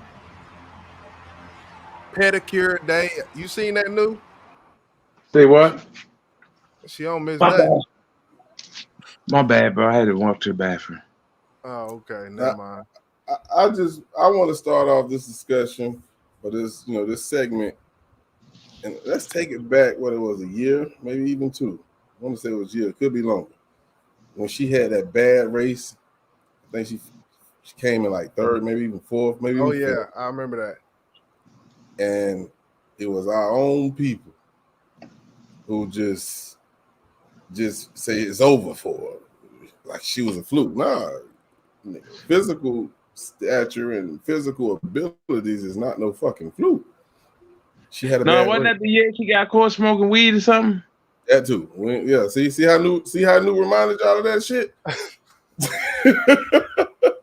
But she came back harder than ever, and it was a choice. She could have just said, "Man, fuck y'all, I'm done." Nah, she was like, "You know what? I got this far. I'm not gonna let this shit stop me, regardless of what the people think about me." You know what I'm saying? We know Michael Phelps got caught smoking fucking weed too. You know what I'm saying? So I salute Sha'Carri for staying the course, bro. She ain't give up, and now she's the fastest woman in the world, Craig. You feel me? And She ain't the fastest woman in the world. That's the fuck she is. She lost this year. How's she the fastest woman in the world? Tell me when she lost this shit, bro. She lost this year to one of them African chicks. No, she did not. She dead, bro. No, she She did didn't not. win all her races this year. This year, I have not seen Sha'Carri lose yet. They going by the time 100-meter females. There's never been one to run what she ran. She ran 10:70, bro. So there might have been. She might have got beat at a certain point. Not this year. Well, I'm She saying got beat this year. I seen it. in general, she might have got beat. But if she would have did what she just did, then she wouldn't have got beat because that's the record type. I got thing. what you said. Yeah. I mean, like I said, a year or maybe two ago, she did lose. I've been following her, and she has not lost this year. I'll send it to you. Okay, well, send it to me. You know, I still ain't gonna play it here. God damn it! I ain't say you had to play it, but I know I like. Story, damn it! Maybe a month ago, I've been following. I mean, I just been catching her races, and the one race I caught, she lost. I mean, it was like she came in maybe second, but the African girl beat her. Okay, and she must the African girl must not have hit that record for women's then. She damn sure did. I don't know what they was racing, bro. I can't remember what they was racing. They was racing in the backyard. In the backyard. In the backyard. From the damn backyard. 80s baby in the building. What's good? But what made this even a even better feel good story was the ones that's a part of her track team and the ones who she trained with all came second and third. That was really special to see those young ladies, black queens, goddamn, going to the Olympics to rep for us. You know what I'm saying? So it was really a moment for me to watch it because y'all know I done did several motherfucking shorts with our music playing with her running them races, and she looked so good doing it. So, yeah, salute to the queen. Going to Paris, salute. Definitely feel good story. She going to Paris, you know, with that U.S. on her back type of thing. I wanna. Can we include Bronnie in this feel good story, or is that we might as well? Hell no! You bet not. Y'all bet not. The hell no. I knew I had something. I said, that nigga averaged 5 points a game. No. We definitely got to talk about it now since New don't want to talk about it. No. We done went overboard on the lash, so we might as well include it. And then we're going to see why in the hell New feel different. So, in case y'all didn't know, which we all know, Bronnie has been drafted in the 55th pick to the Lakers, where he will be playing with his pops. And it's something that we all knew that LeBron wanted to happen. I like it. His son actually had a heart attack his freshman year, going into his freshman year at USC. So you cannot forget that. No, you can't forget that. Now, did that play a part in why he averaged what he averaged? Me personally, I would say yeah, but then again, I don't know. But they were tampering his minutes at that point too. He was on mandatory like 18 to 20 minutes, some shit they had him on at that point. But we all know he's not LeBron James. No, I'm not expecting him to be LeBron James. If he gets minutes in the game, then I would say the Lakers roster is trash. If he gets minutes, look, I'm just being real. You got Austin Reeves, you got D'Angelo Russell. If I can understand preseason, okay, we're gonna see him preseason. He gonna get a couple buckets preseason.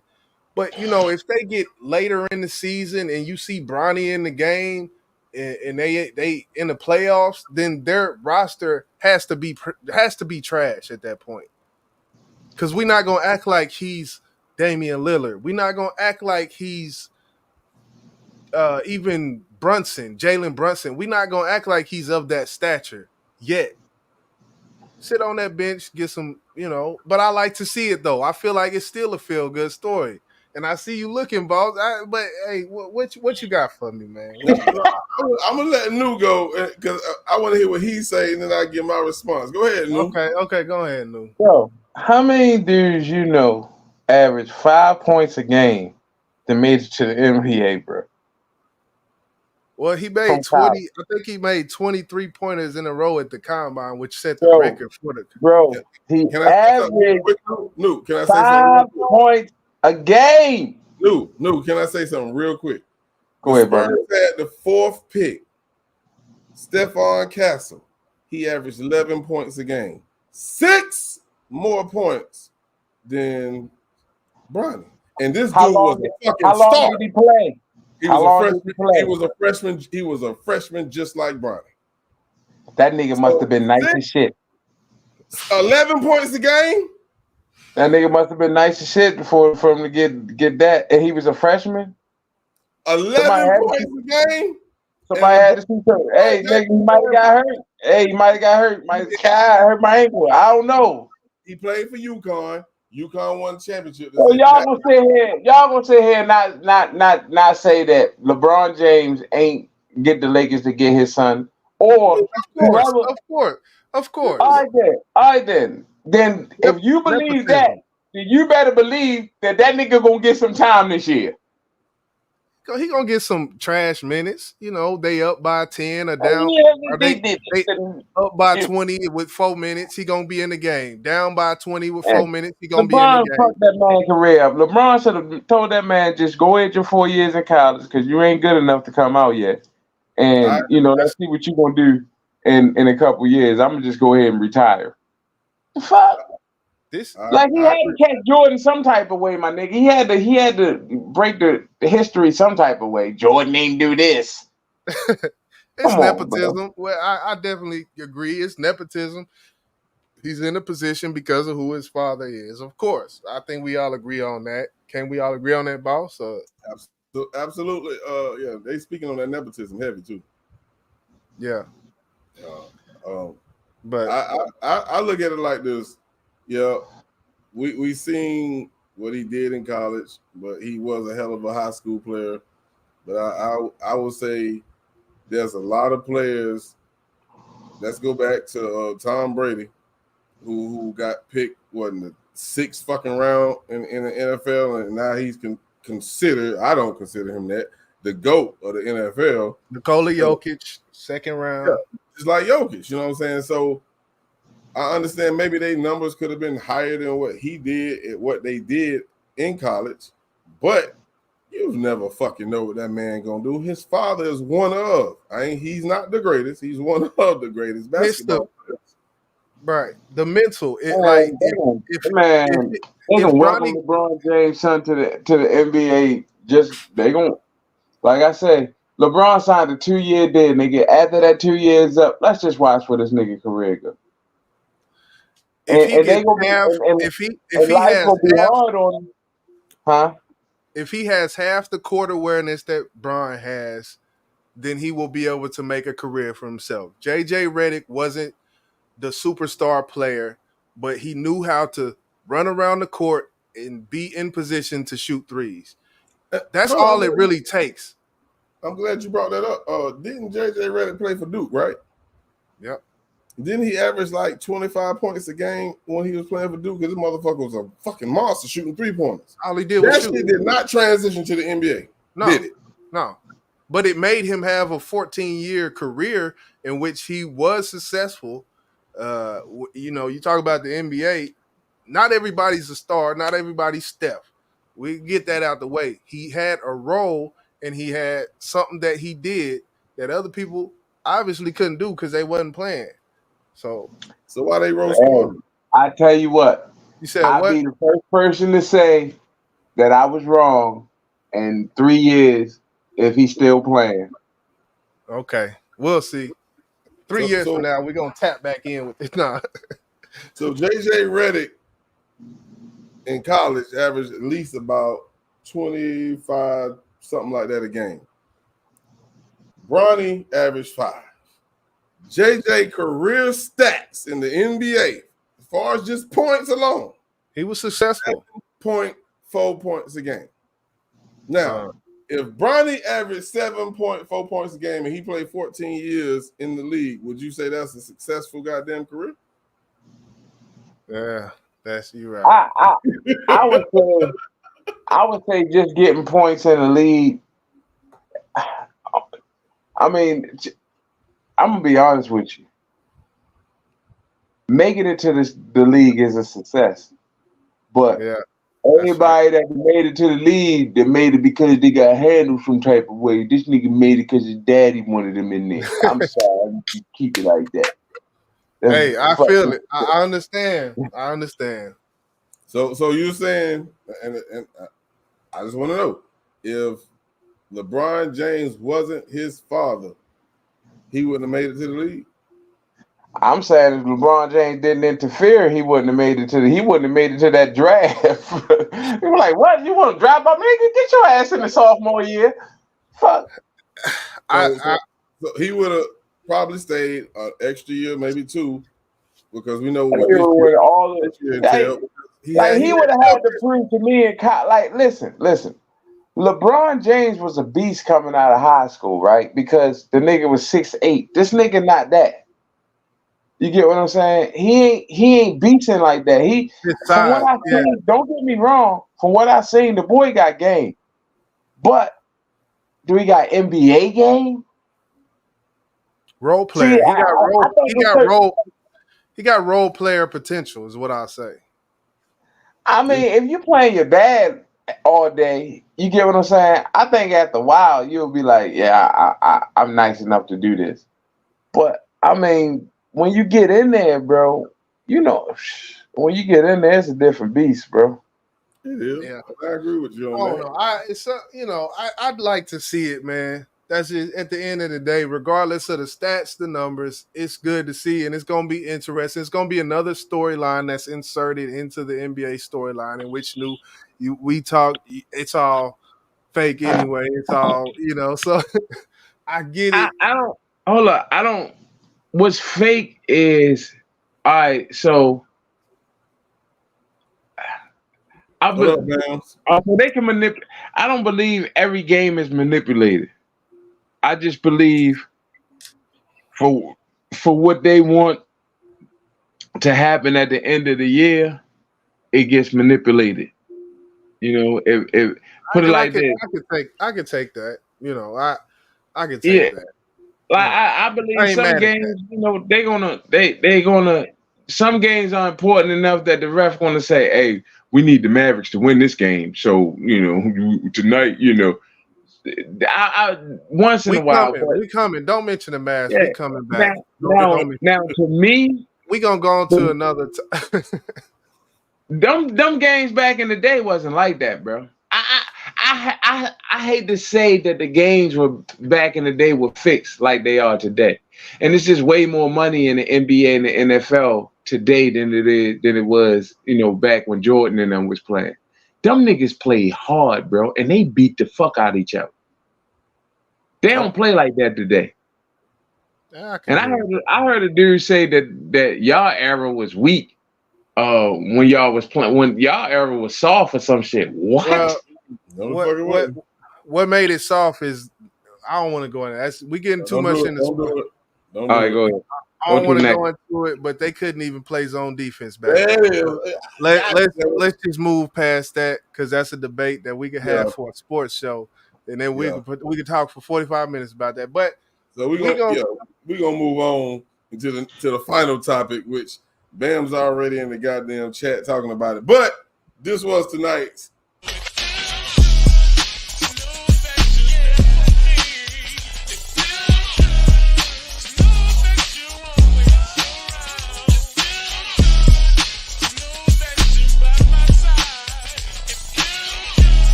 Yeah, salute to Shikari and Bronnie. Damn what news say. So we're going to get to the final topic of the night, which we also call the meat and potatoes.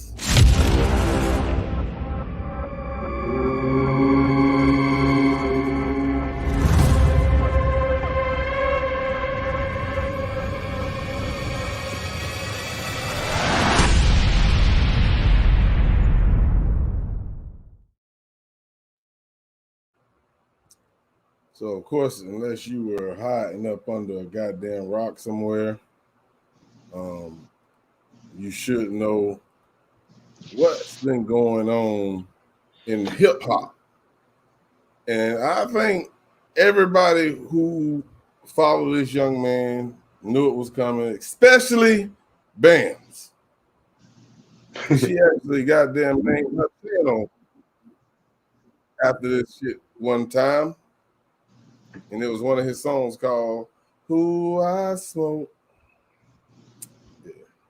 That wasn't his song. That wasn't his song? Whose song was that? That was Youngeen Mason.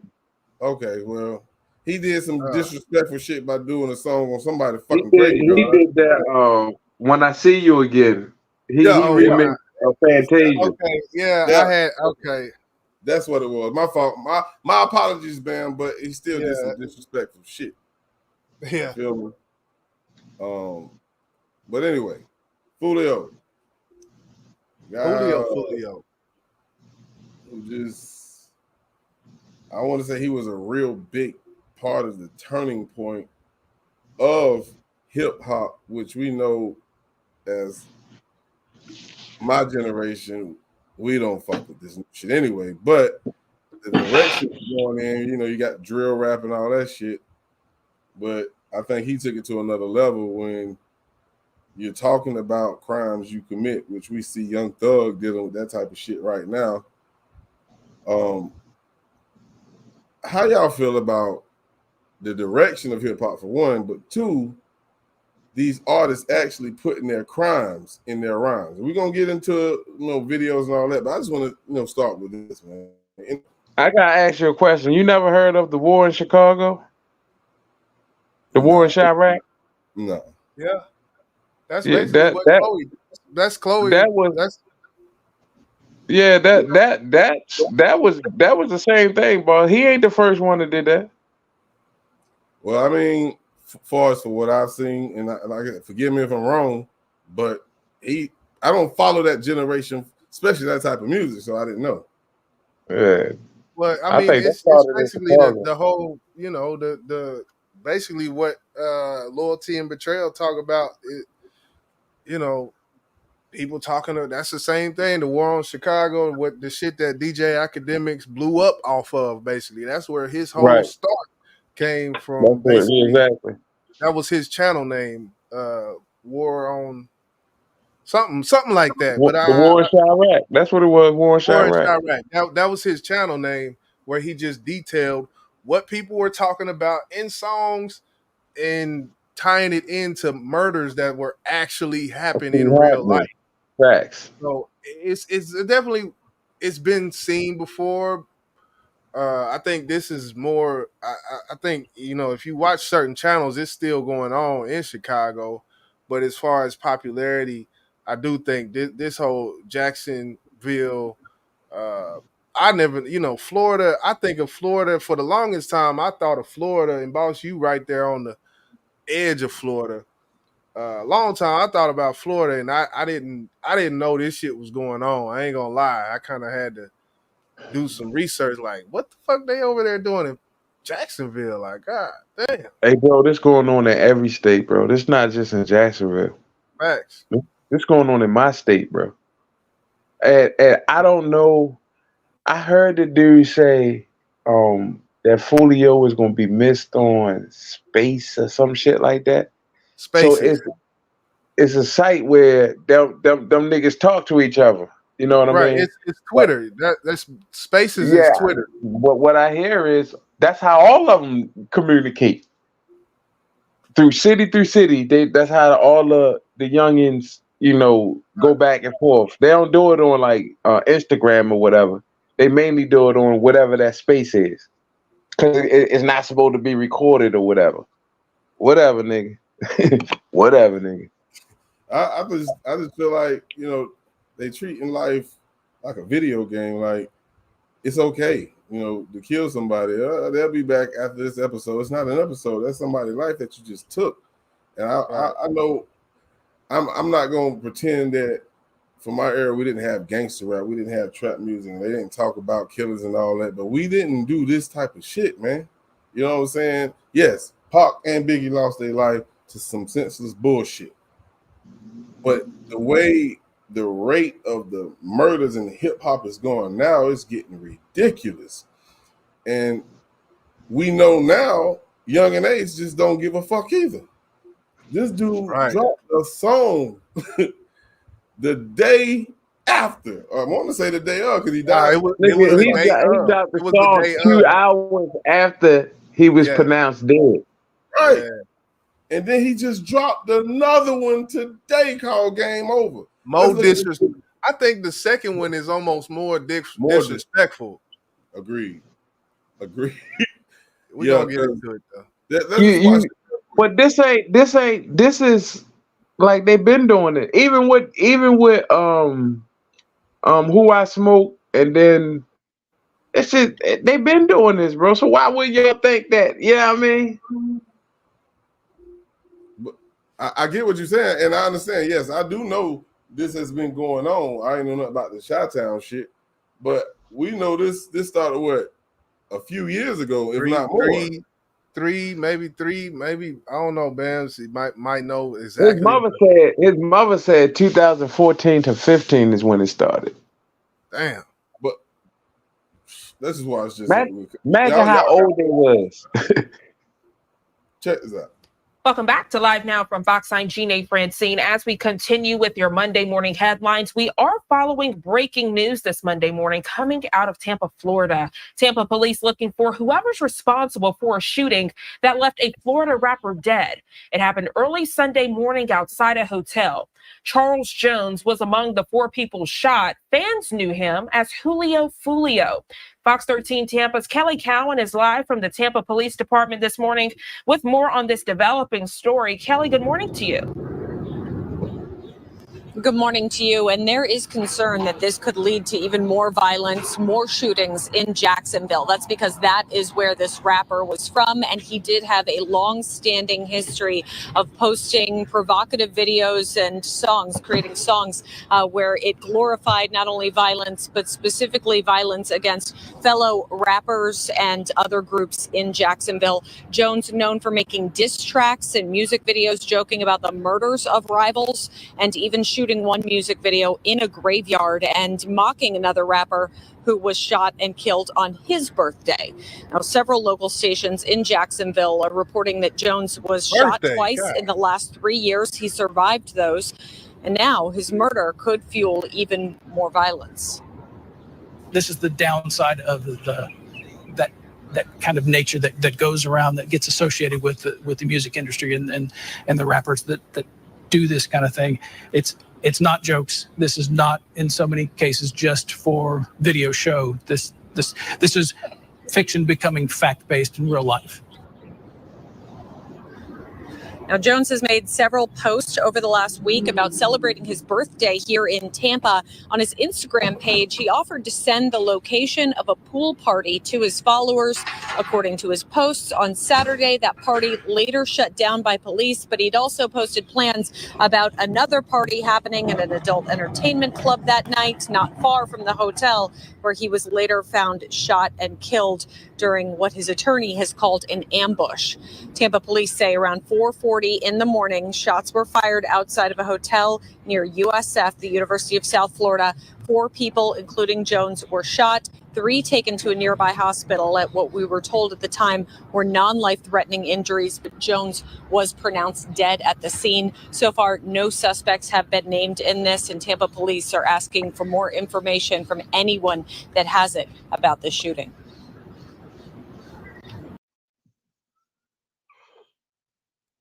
Yeah, the information on YouTube, shit.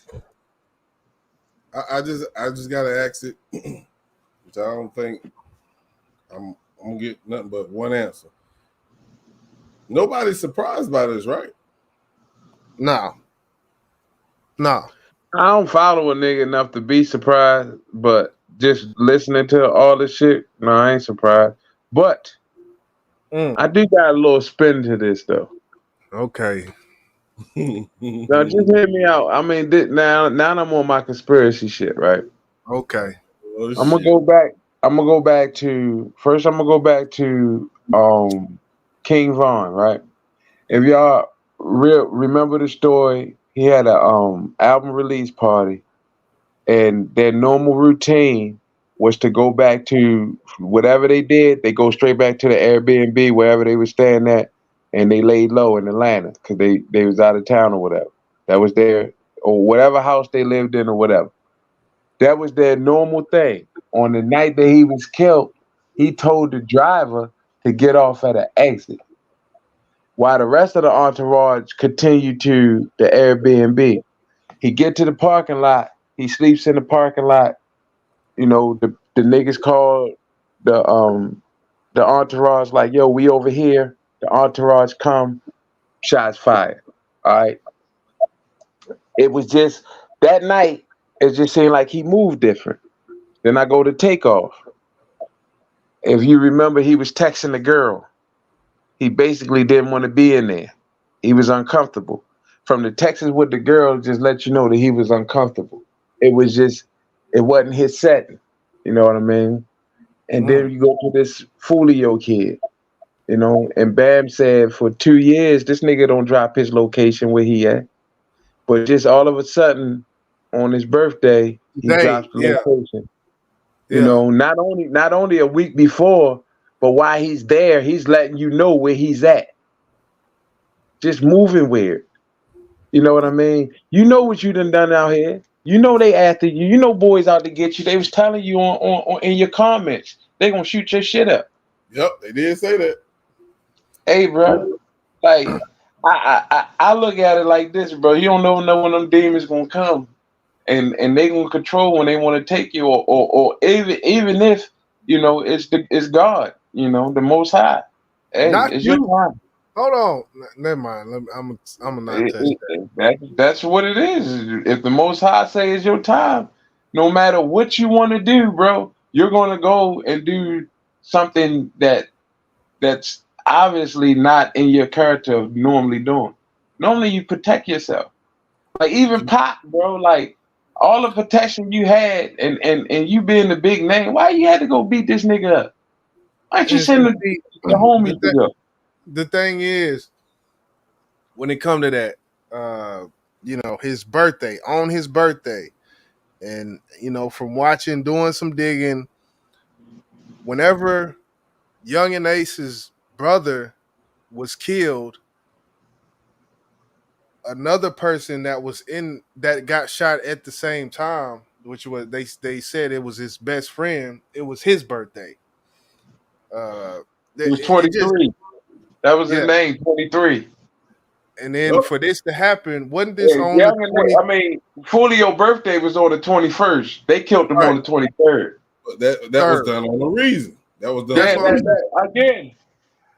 And just think about how Young and Ace know that he ain't gonna get in trouble for this. He puts out another video knowing that we talking about 2 videos he put out. My thing is, if we all know this, everybody in the I don't know about everybody, but Bams knew. Everybody sees this happening before our eyes. We're watching the videos of this. You sitting here with this bottle. This is his latest video, Young and Ace video with the Don Julio and Julio Foolio. That's his name. And you sitting here with this bottle, and I actually probably could play it because there ain't no music behind it. But you sitting here with this bottle, I'm just muted. You know, getting out the car, cigar, pouring up Julio in your thing, hit the cigar, whatnot, sit in front of the camera. In the video, there's no audio at this point, and he drinks the Julio. Julio Foolio. Like, is this all?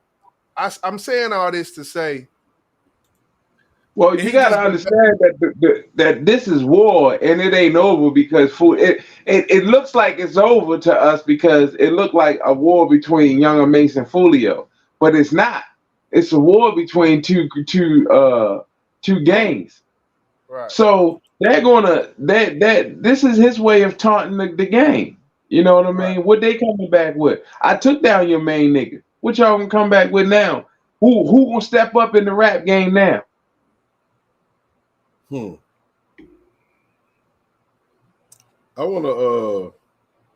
just wanna play this real quick, Jizzle. You know what I'm saying? Yeah, go ahead. Because I don't really care for this guy.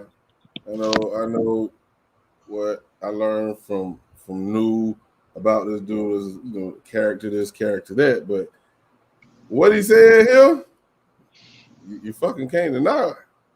It's the truth. Y'all, they done got that black ass boy. You say they done got that Julio Foolio boy. I told him they would go get him.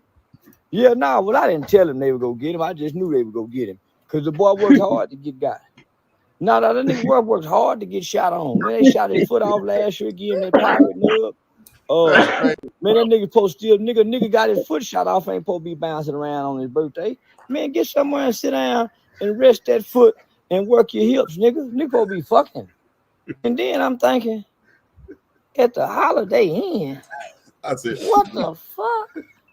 Man, nigga ain't no protection on a nigga at the Holiday Inn. They ain't got valet parking. That's crazy.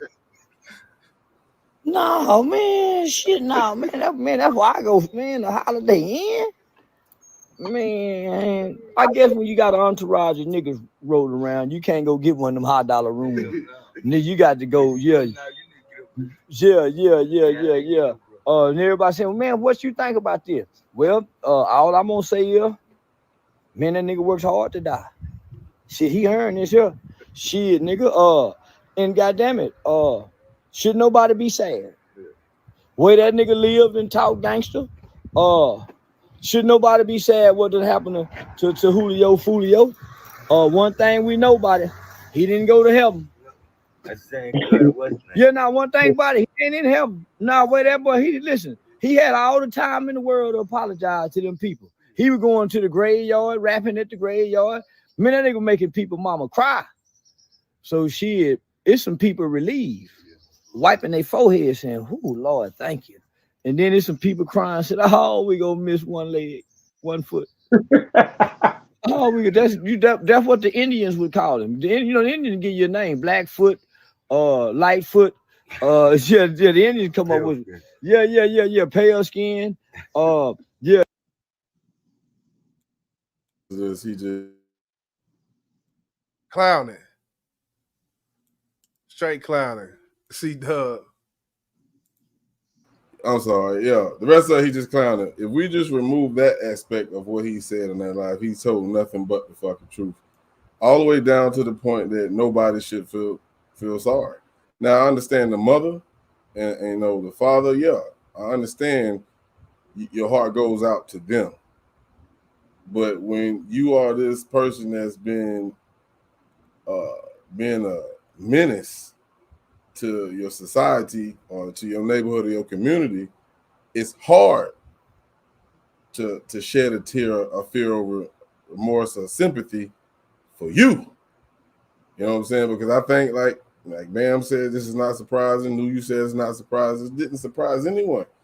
And I feel like if Young and Ace keep doing what the fuck he doing, well, it's too late now because they done did it. And I don't Bro, let me ask you a question. Go ahead. I mean, I'm gonna be on my Charleston White shit right now because I'm not gonna do it. You're not gonna do it, and YJ not gonna do it. Well, who gonna eradicate some of these little terrorists, bro? Say that one more time. I missed it. Who's gonna eradicate some of these little terrorists, bro? Some of these. What I'm saying is, listen, what I'm saying. Like, we want to say, oh, it's a shame or whatever, or I'm not shocked about, but let's just say he took out 10 of these terrorists himself, right? And there's no Foolio. We need some more of these Foolios.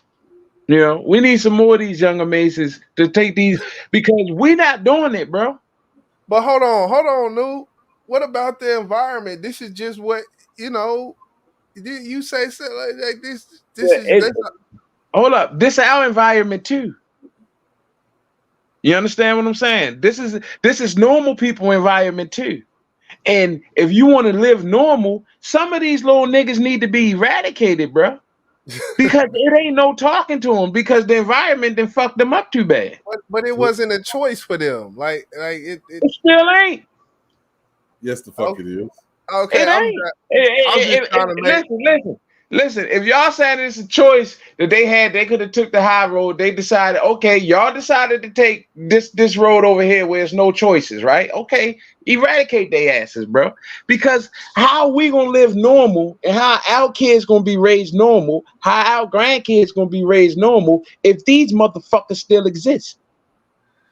So you say just let them kill themselves, kill each other. Sometimes you gotta let that shit happen, bro.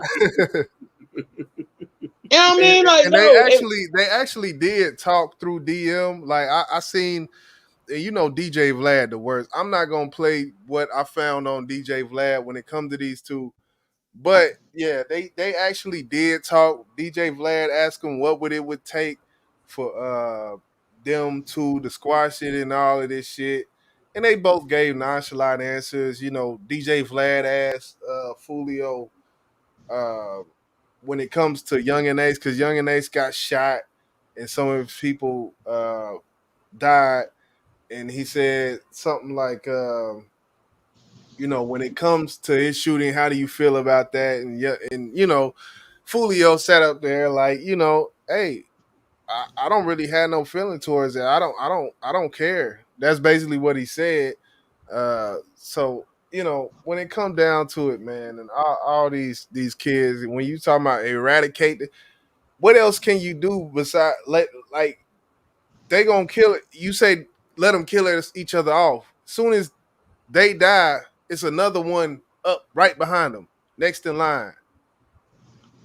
I know, but that's just my way. I mean, like it's just like the crack epidemic, right? Like, yo, all the rehabs and jails are full, bro. We can't get no more. You know, you done been in rehab 17 times, bro. It's time for you to OD.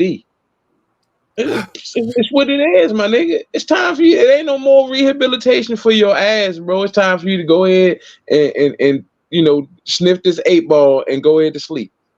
Like, that's what I'm saying, my nigga. So other people can live normal, bro. Like, some of these motherfuckers gotta be eradicated, bro. Bro, I hate to say that, but that's the truth. You know, everybody can't be reformed. But let's think about this too, Luke. When they tried to kill Young and Ace, they killed 3 people. He the only one survived. Those were people that had. I don't know the whole story about who was with him and what they had to do with it, but they died. They was trying to kill Young and Ace, right? Now, when Foolio died, they shot 3 people.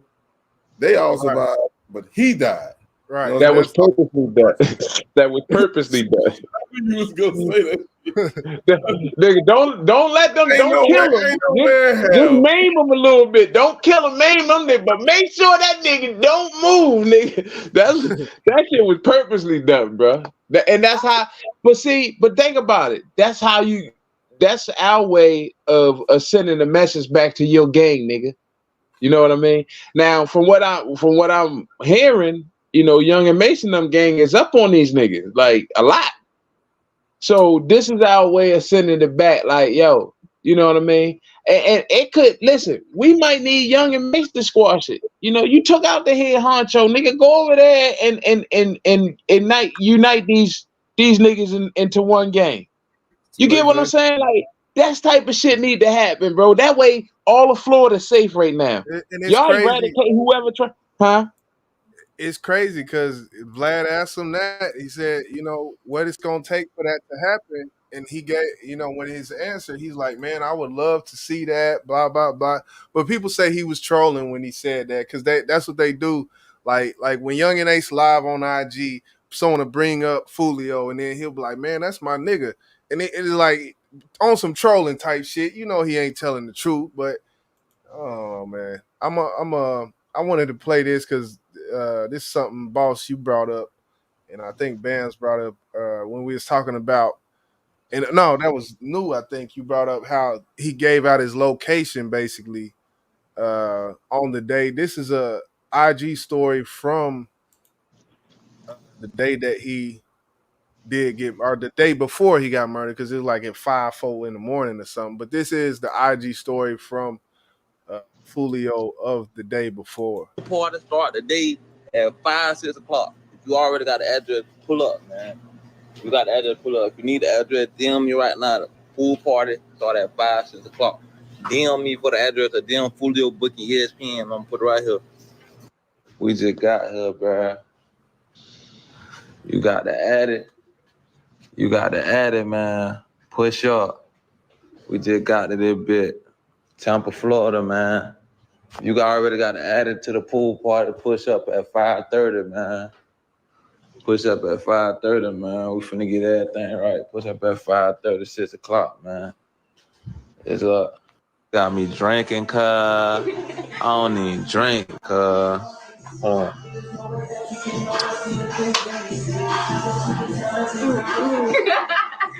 You supposed to have a chaser. Miss T in the building. What's good? Appreciate everybody popping out for my birthday. You know what I'm saying? Happy birthday. Everybody got Yeah, man.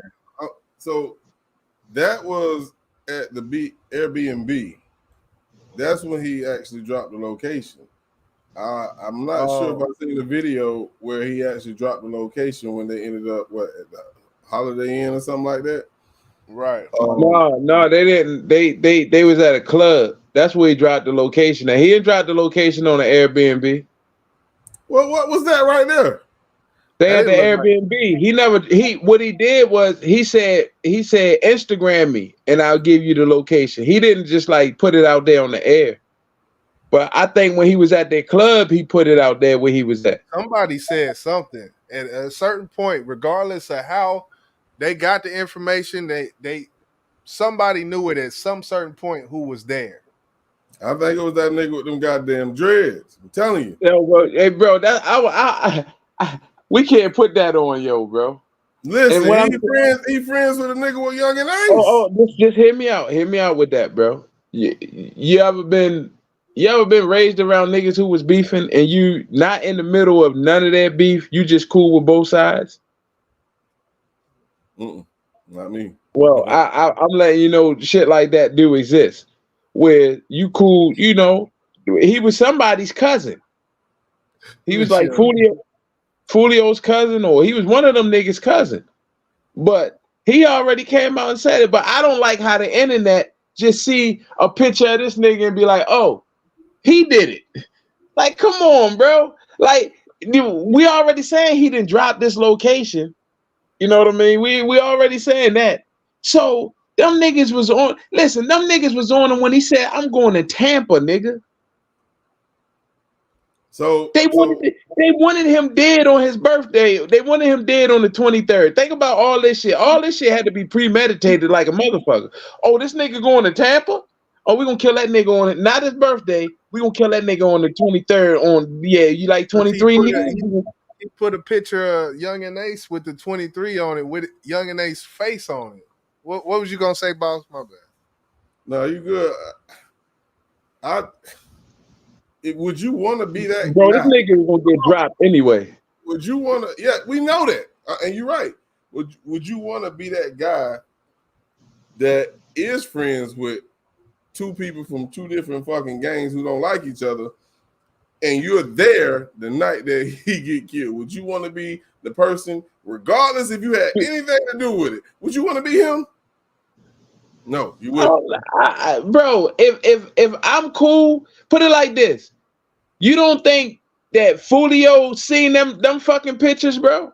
I don't know. I can't answer that question, but I know one thing. Like, if them pictures online, my nigga, like, you gotta understand, these niggas live together. They live there. They know, nigga, I know you fuck with them niggas. So if he knew that, we talking to Foolio, I would not fuck with him. Fuck no. I don't give a fuck if we cool or not. You fucking with niggas that want to kill me. We don't know how close them niggas could have been raised. You get what I'm saying? We don't know that, bro. And everybody might not be in that war. Everybody might not be in that gang. He might not even be a fucking gang member. Bro, we don't know. Bro, listen. We just see the nigga picture and see him with the picture with the ops, and that's what we going off of. Nothing else. Would you, regardless if you grew up with a nigga? Now, if you grew up with this nigga, let's say them niggas grew up, the dreadhead nigga and Fool, let's say they grew up together, and you notice that he's hanging out, taking pictures with niggas. I got you even better one. Want to kill you, bro? You wouldn't. Hold on, I got you even better one. What if you grew up with Foolio, right? But that light skinned nigga is your cousin. Listen.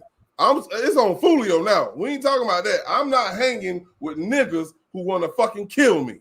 That's you. Maybe Foolio name was Foolio for a reason. He was definitely a fool. I'll tell you that much. Young and Ace a fool as well. Let me see. Okay, David. Everybody take this shit on 3, man. 1, 2, 3. It's double lit. You know what I'm saying? You know what I'm saying? You know what I'm saying? Deep as hell. Crazy. Now that's when they supposed to be going into the club. I'm gonna just play some of these lyrics. I just play a few of these lyrics. I ain't trying to get, I don't think I had to play. Do I have to play anymore? No.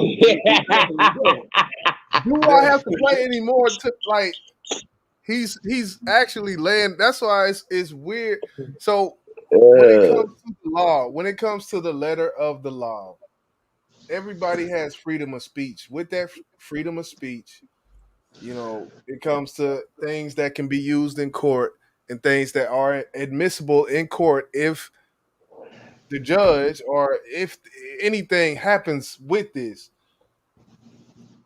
This is operating with a certain amount of impunity, in which the same, way that King Von was going on interviews and basically just talking how he wanted to. This is what I see this as when it comes to Young and Ace in this song that he dropped about 4 hours ago. But when I seen it, when Boss, you sent me this, I was like, what in the hell? How was this not like it's almost a timeline that he's setting forth, because he even mentions the grave site. He mentions 6. He mentions it's crazy. Y'all niggas are shocked. This is tripping me out. The thing, what's shocking is that we know, is the fact that when it comes to the law, I think that part, like people. That nigga ain't break one law. Let me ask this question. No, I got to take it back to what we were discussing prior to him playing the video. One thing I heard one YouTuber say, which made all the sense in the world to me, was the stupid motherfuckers, and I hate to call them this, but they still alive, is the people that was with him. This man got shot how many times? 3, 4 times prior to this? You got to be one crazy motherfucker to be that close to him when you know the ops are trying to kill him. If you go back to the damn chat in the live he did, they say, hell nah, y'all be stupid to go. They're going to shoot that motherfucker up. And what happened? They shot the motherfucker up. But bro, they gang members, bro. Guess who did not get shot? That nigga with them goddamn dreads. Bro, they all gang members. Right. What I'm saying is, listen, they all got something on their head. So regardless if I'm riding with this nigga, riding by myself, riding with my bitch, riding with my mama, somebody might shoot me. But who got the biggest target? Who got the biggest target? Listen to what I'm saying. It consciously go to how much protection you got. You get what I'm saying? Like that's all it is. Like, what did he have? Was he strapped in that bitch? Because the last time he got shot at, he shot back. This time, and then I heard, this is what I'm gonna just say what I heard. Everybody keeps saying Holiday Inn. He wasn't going to the Holiday Inn. They chased him there. They when he came out of the nightclub and turned on the, I'm gonna just say the street, it said 30th Street. They ambushed him on 30th Street. They chased him. He pulled into the hotel trying to duck them out. He didn't get shot in front of the Holiday Inn. That's where he pulled that after he got shot. He got shot in the hotel next to it, which was like home something. And that's where the window was shot out at. So another thing is, if you've seen the pictures of his face, how did he drive that car after he got shot? I don't know. But if you paid attention, the car was wrecked, right? The car was wrecked. The wheels was fucked up on the car. So he might have was probably getting chased. You know, and then the other car was getting on one side only. That the car that was in the parking lot. So the dude said that, you know, his calculations was they found them on 30th. They all had scat packs, but he ditched on them. And he thought he got away by pulling into the hotel. And they like blocked one entrance, and then they got out the car and ran up on him. This is what the dude said. I don't know. But he kind of showed you the street. He took you up, bust the right. He showed where he might have came in the parking lot, where he got shot at, and where he drove to and stopped. He did a pretty good illustration of it.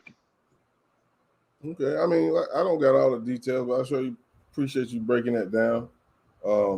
I heard something similar. Somebody said something about he got shot at a fucking Motel 6, but I don't remember that.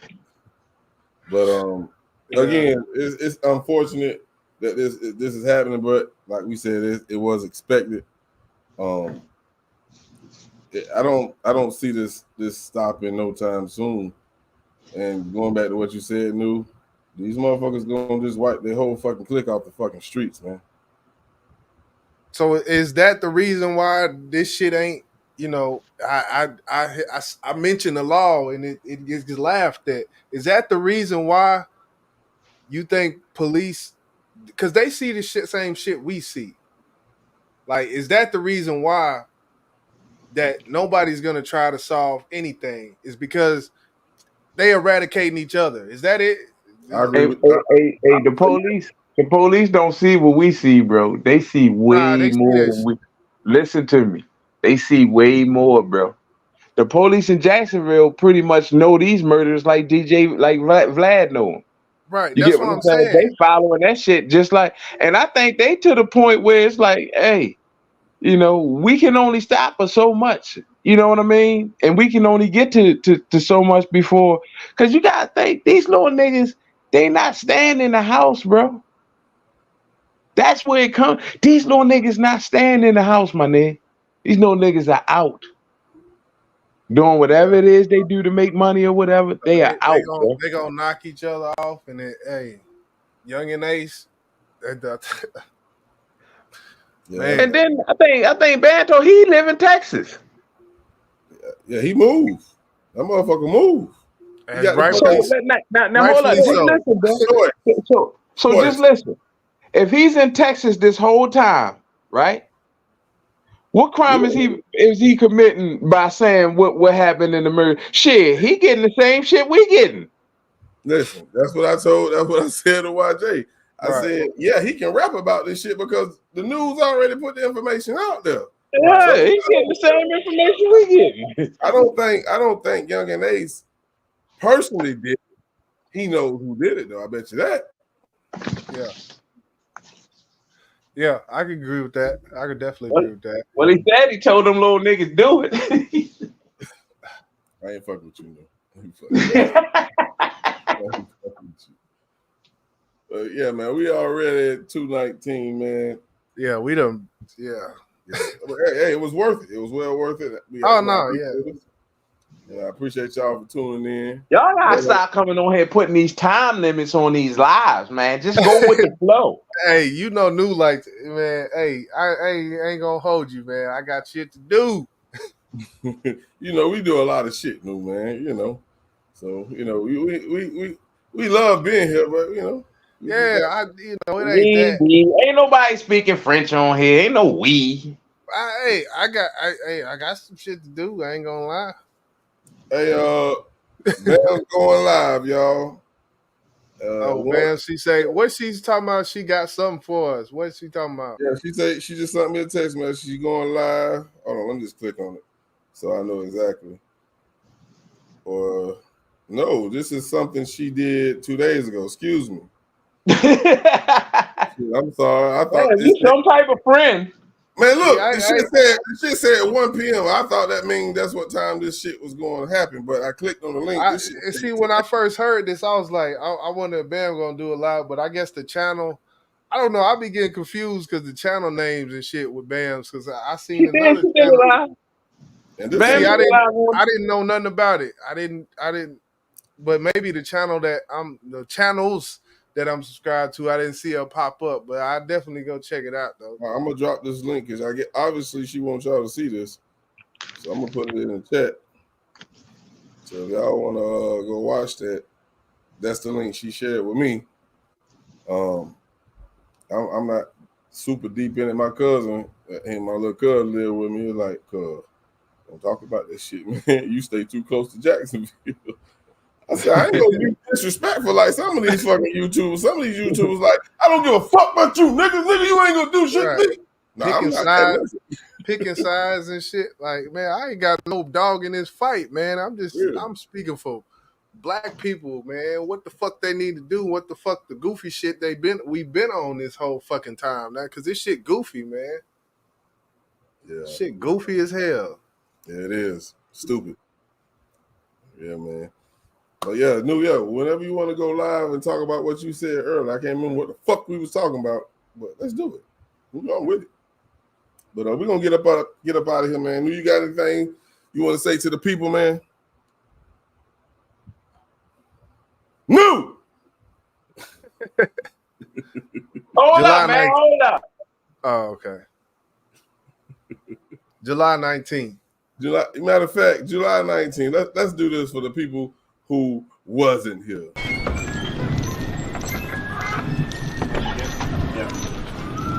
Run that shit, my nigga.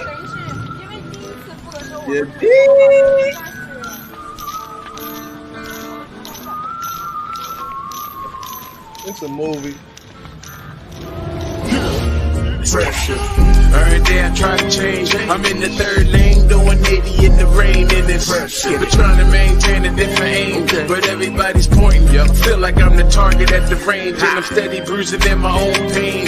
When I let it go, the evil thoughts come back the same. I'm just trying to make it in my own name, but it's a roadblock. The cost when you cross in the fame pressure. It really be funny how niggas be coming. Niggas don't really be talking about nothing. They starting to plummet, they holding their stomach. The media niggas, they really so funny. They whipping the limit cause they cannot touch us. Nigga be quiet, go put on the muzzle. We wasn't missing a piece of the puzzle. We just needed peace and that was enough. Some genuine love to all of my bros. I grew the wolf for my niggas because they been up solid, I came from the mud. Nah, never been labeled a scrub. Nigga, we got the clout in a 3-round bout. He feeling severe pain like he got the gout. Like I said, we got the clout. You better reroute. We had to regroup. Feel got some veteran truth. Spitting the hot shit like a bowl of soup. And I'ma stick it with my niggas like some super glue. Y'all niggas better chill like an igloo. Or I'ma shock y'all niggas like an illa do. I'm dead fresh in this bitch. Black and white polo on me like Beetlejuice. I'm hot.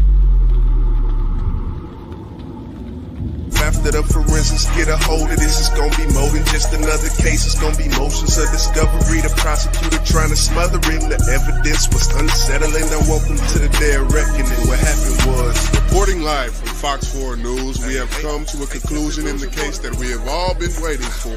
As this case turns another turn in the chapter of this young man's life, we have some of his family here, and they are. Hold on. Let me say something. We're getting something. No, cut it. Cut.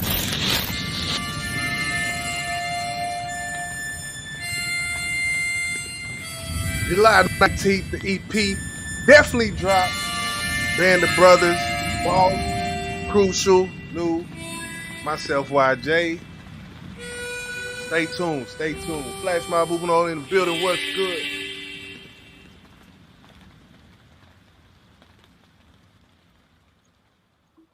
That picture get me every time. That picture, boy, Bam. Send that shit to Bam. Bam's gonna comment on that picture. Yeah. Well, go ahead, dude. You got the flow, bro. I love all y'all mofos. See y'all next time. Most definitely. YJ, you got any last words for the folk? I got one word and one number. Can you guess what it is, boss? You said one word and one number. There's one word. July 19th. June 19th. Hold on. June 19th. I mean July. I'm sorry, my bad. July 19th, nigga. Goddamn, nigga. I was thinking the Bingo. Juneteenth real fast. Oh yeah, July 19th. That's all I got to say. Yeah. We appreciate y'all for tuning in, man. Be looking out for the new EP dropping on your motherfucking head, July 19th. You heard my bro, man. What you want to rock out before we get up out of here, man? You know what we got, man. You got the floor, man. I'm over here. I've been closed tabs down. I'm sitting over here chilling, man. I don't know, man. Well, big talk. We got new up here. Yeah. Let's do that. Yeah, we're gonna end it with big talk, man. Y'all have a great night, man. I see you, Flash Mob Uno. Appreciate you for tuning in. Everybody else, you know, it's nothing but love, man. I appreciate y'all, man. We rocked out tonight. I had a good time with y'all, man. But stay tuned for the next In the Spotlight. You know who that's gonna be? I ain't figured that out yet. They ain't from the. Go ahead, bro. Nah, I was gonna say we gonna bring somebody. They either gonna be from the East Coast or the West Coast or the Midwest. In the Spotlight, we got somebody coming up. Most definitely. Y'all have a great night, man. This has been Big Business Podcast. Yeah.